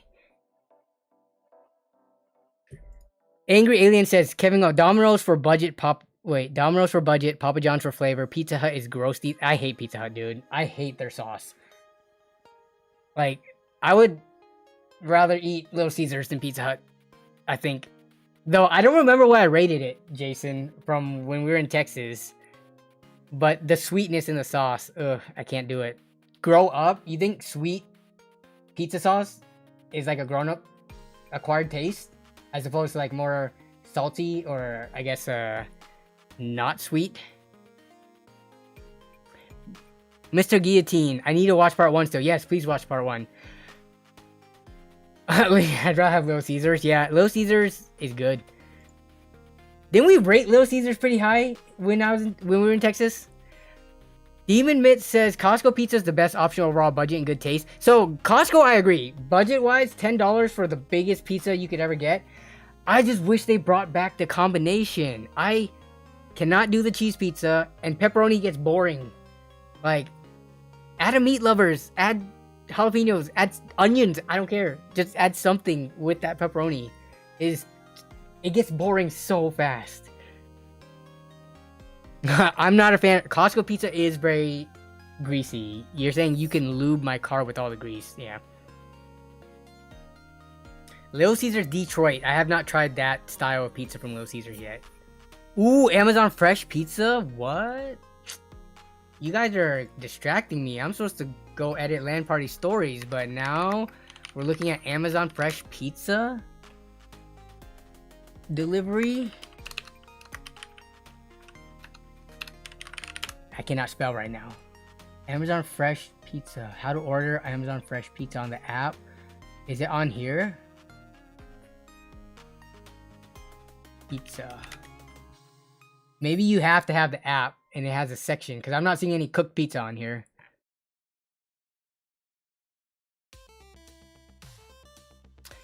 Bro, I'm sorry. You need to write your like regional manager of Texas and say stop putting so much dust on the pizza because the Washington Domino's does not have dust on it.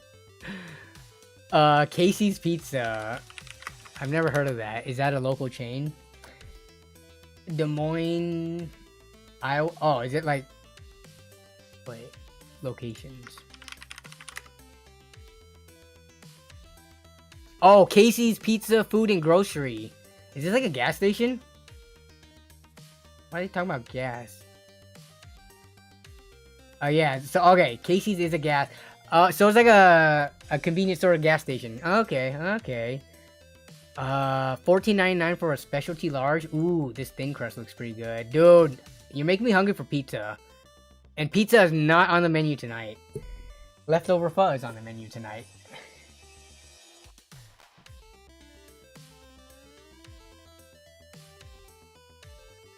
Angry Alien says, I can't wait for Friday. I'm switching to Ziply Fiber down with Comcast.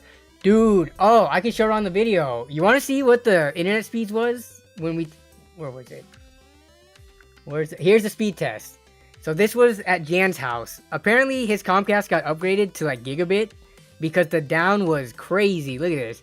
Like 900 plus megabits per second. And then, wait for it. Because we know it's Comcast, we know their upload. Look at that. Oh my goodness. Under 20. What is that, Comcast? Why are you so garbage? This. You should be ashamed of yourself.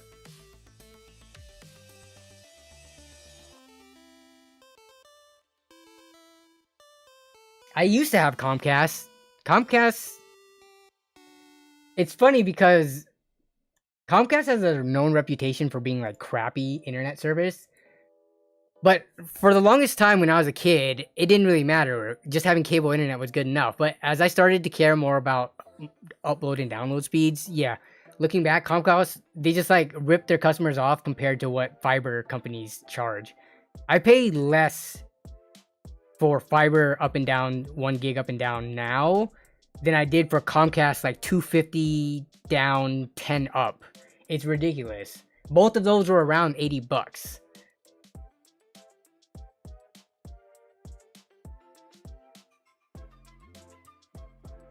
Still probably better than CenturyLink. Is CenturyLink still around? I remember when CenturyLink was like primarily DSL, but I think they probably have cable now, right? We had CenturyLink, or what was before CenturyLink? Before CenturyLink got bought out, we had that for DSL internet.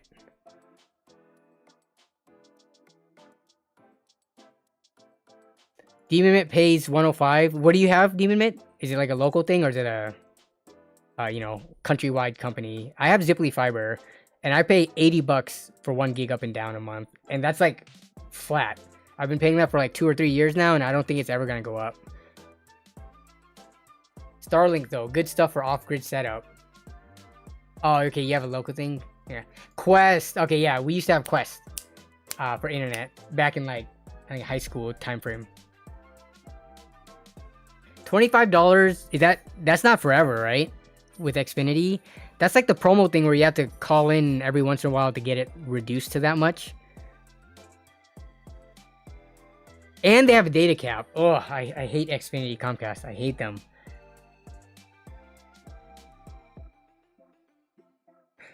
AJHC78. Greetings from Vancouver. Any idea when there'll be a micro center coming to Washington State?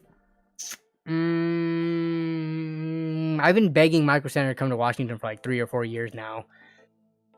They keep on saying, we'll tell our property procurement team that, and they've not done a single thing about it.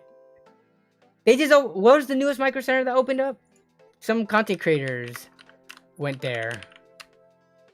I think it was Austin and Jay. The newest Micro Center, Indianapolis, that's what it was. Yeah, dude, do they not want money? Or is it because Seattle and Seattle, like, subset of cities around it, is it the property too expensive? Because I'm sure having a micro center in the middle of nowhere compared to, like, within an hour of Seattle, there's probably a huge difference in, like, how much it costs to rent the property, but, man. Alright, I'm going to spend the last 5 minutes chilling with chat. Ozzy went. Oh, Ozzy went there. Okay, so Ozzy did. I think Austin and Jay did. And then did Greg? I think Greg might have gone there too. The thing about the property prices, though, they're expensive, but it's a tech hub. It's like no different than like Tustin in California near LA and stuff like that. You'll get more foot traffic, so you know.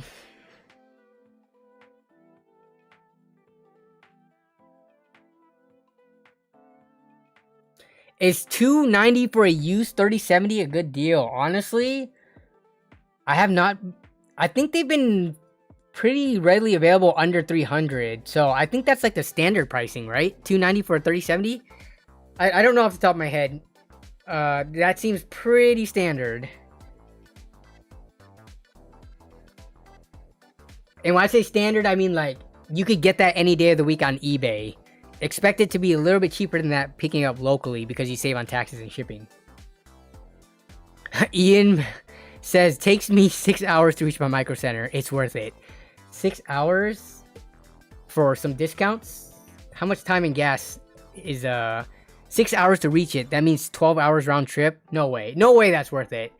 The amount of gas and stuff that you have to spend, unless you're building like a $5,000 PC and getting that many discounts, which I don't know if that Micro Center is that much cheaper than Newegg and Amazon. Like, they have good deals, but not 6 hours per way and gas cheap. I don't know. Yeah, see, Demon Mitt is on the same boat as what I'm talking about. His is 4+ hours one way. It's just not worth it, you know, after a certain point for gas and time spent. Unless you like have to do that trip for work every once in a while or something. But yeah. Alright, I'm gonna end the poll. People voted for ToastyBros over ToastyBros over ZTT for the consultation recommendation. Just based on price alone, probably. Yeah, Micro Center 25 minutes away. Ooh, I'm jealous. I am jealous. You copped a used 4070 white for $510? Okay, so that's almost a 20% discount. Because they MSRP at like 600-ish, 610. If you got a good view while doing that, yeah, I mean, if you are already going to that city, or if you're riding a motorcycle, or like you're cruising or something like that, it could be worth it. Ian buys parts. Okay, Ian, yeah, if you are a builder who like buys and sells, and you're buying 12 PC parts worth each time, then yes, I totally see where you're coming from, where that trip could be worth it.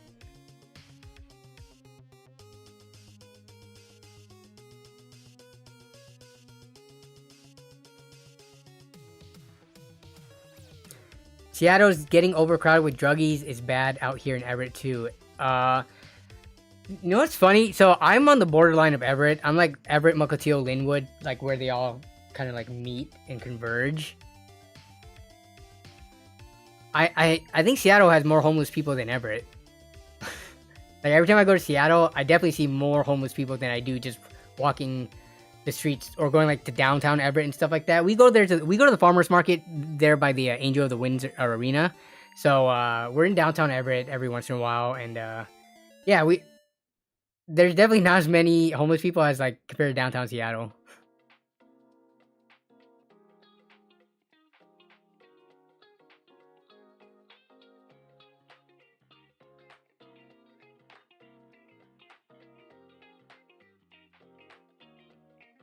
Ian builds them for veterans with disabilities. Oh, they give you a large discount.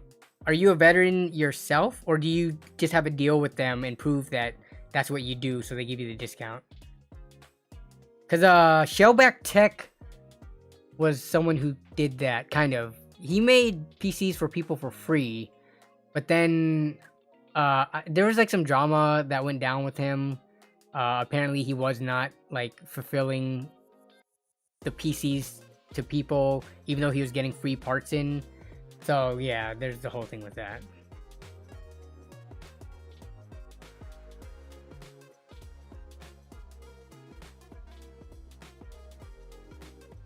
You give 23 years.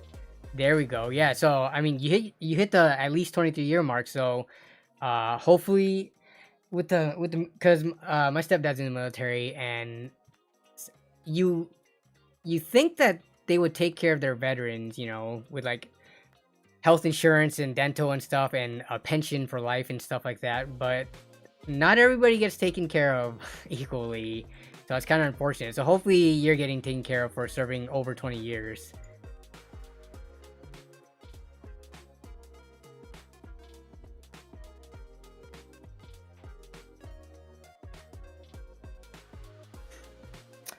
All right, that's gonna be it for me. I'm gonna go have some dinner. We made it pretty much to the 3-hour mark. We are 5 minutes short of it. I'm gonna stop it before we actually hit the 3-hour mark. So I gotta timestamp this stream, but look forward to LAN Party Stories coming out on Friday, the full video. So, and please show your support if you do like the series, because I don't know, man, YouTube has not been treating me kind, or maybe I just been making crappy content lately, but I thought my LTX content was really good, or at least better than less than 10k views worth. So I don't know what's up. So hopefully the stuff that I have coming up, like LAN Party Stories and other stuff coming up, will help kick me back into gear for the algorithm.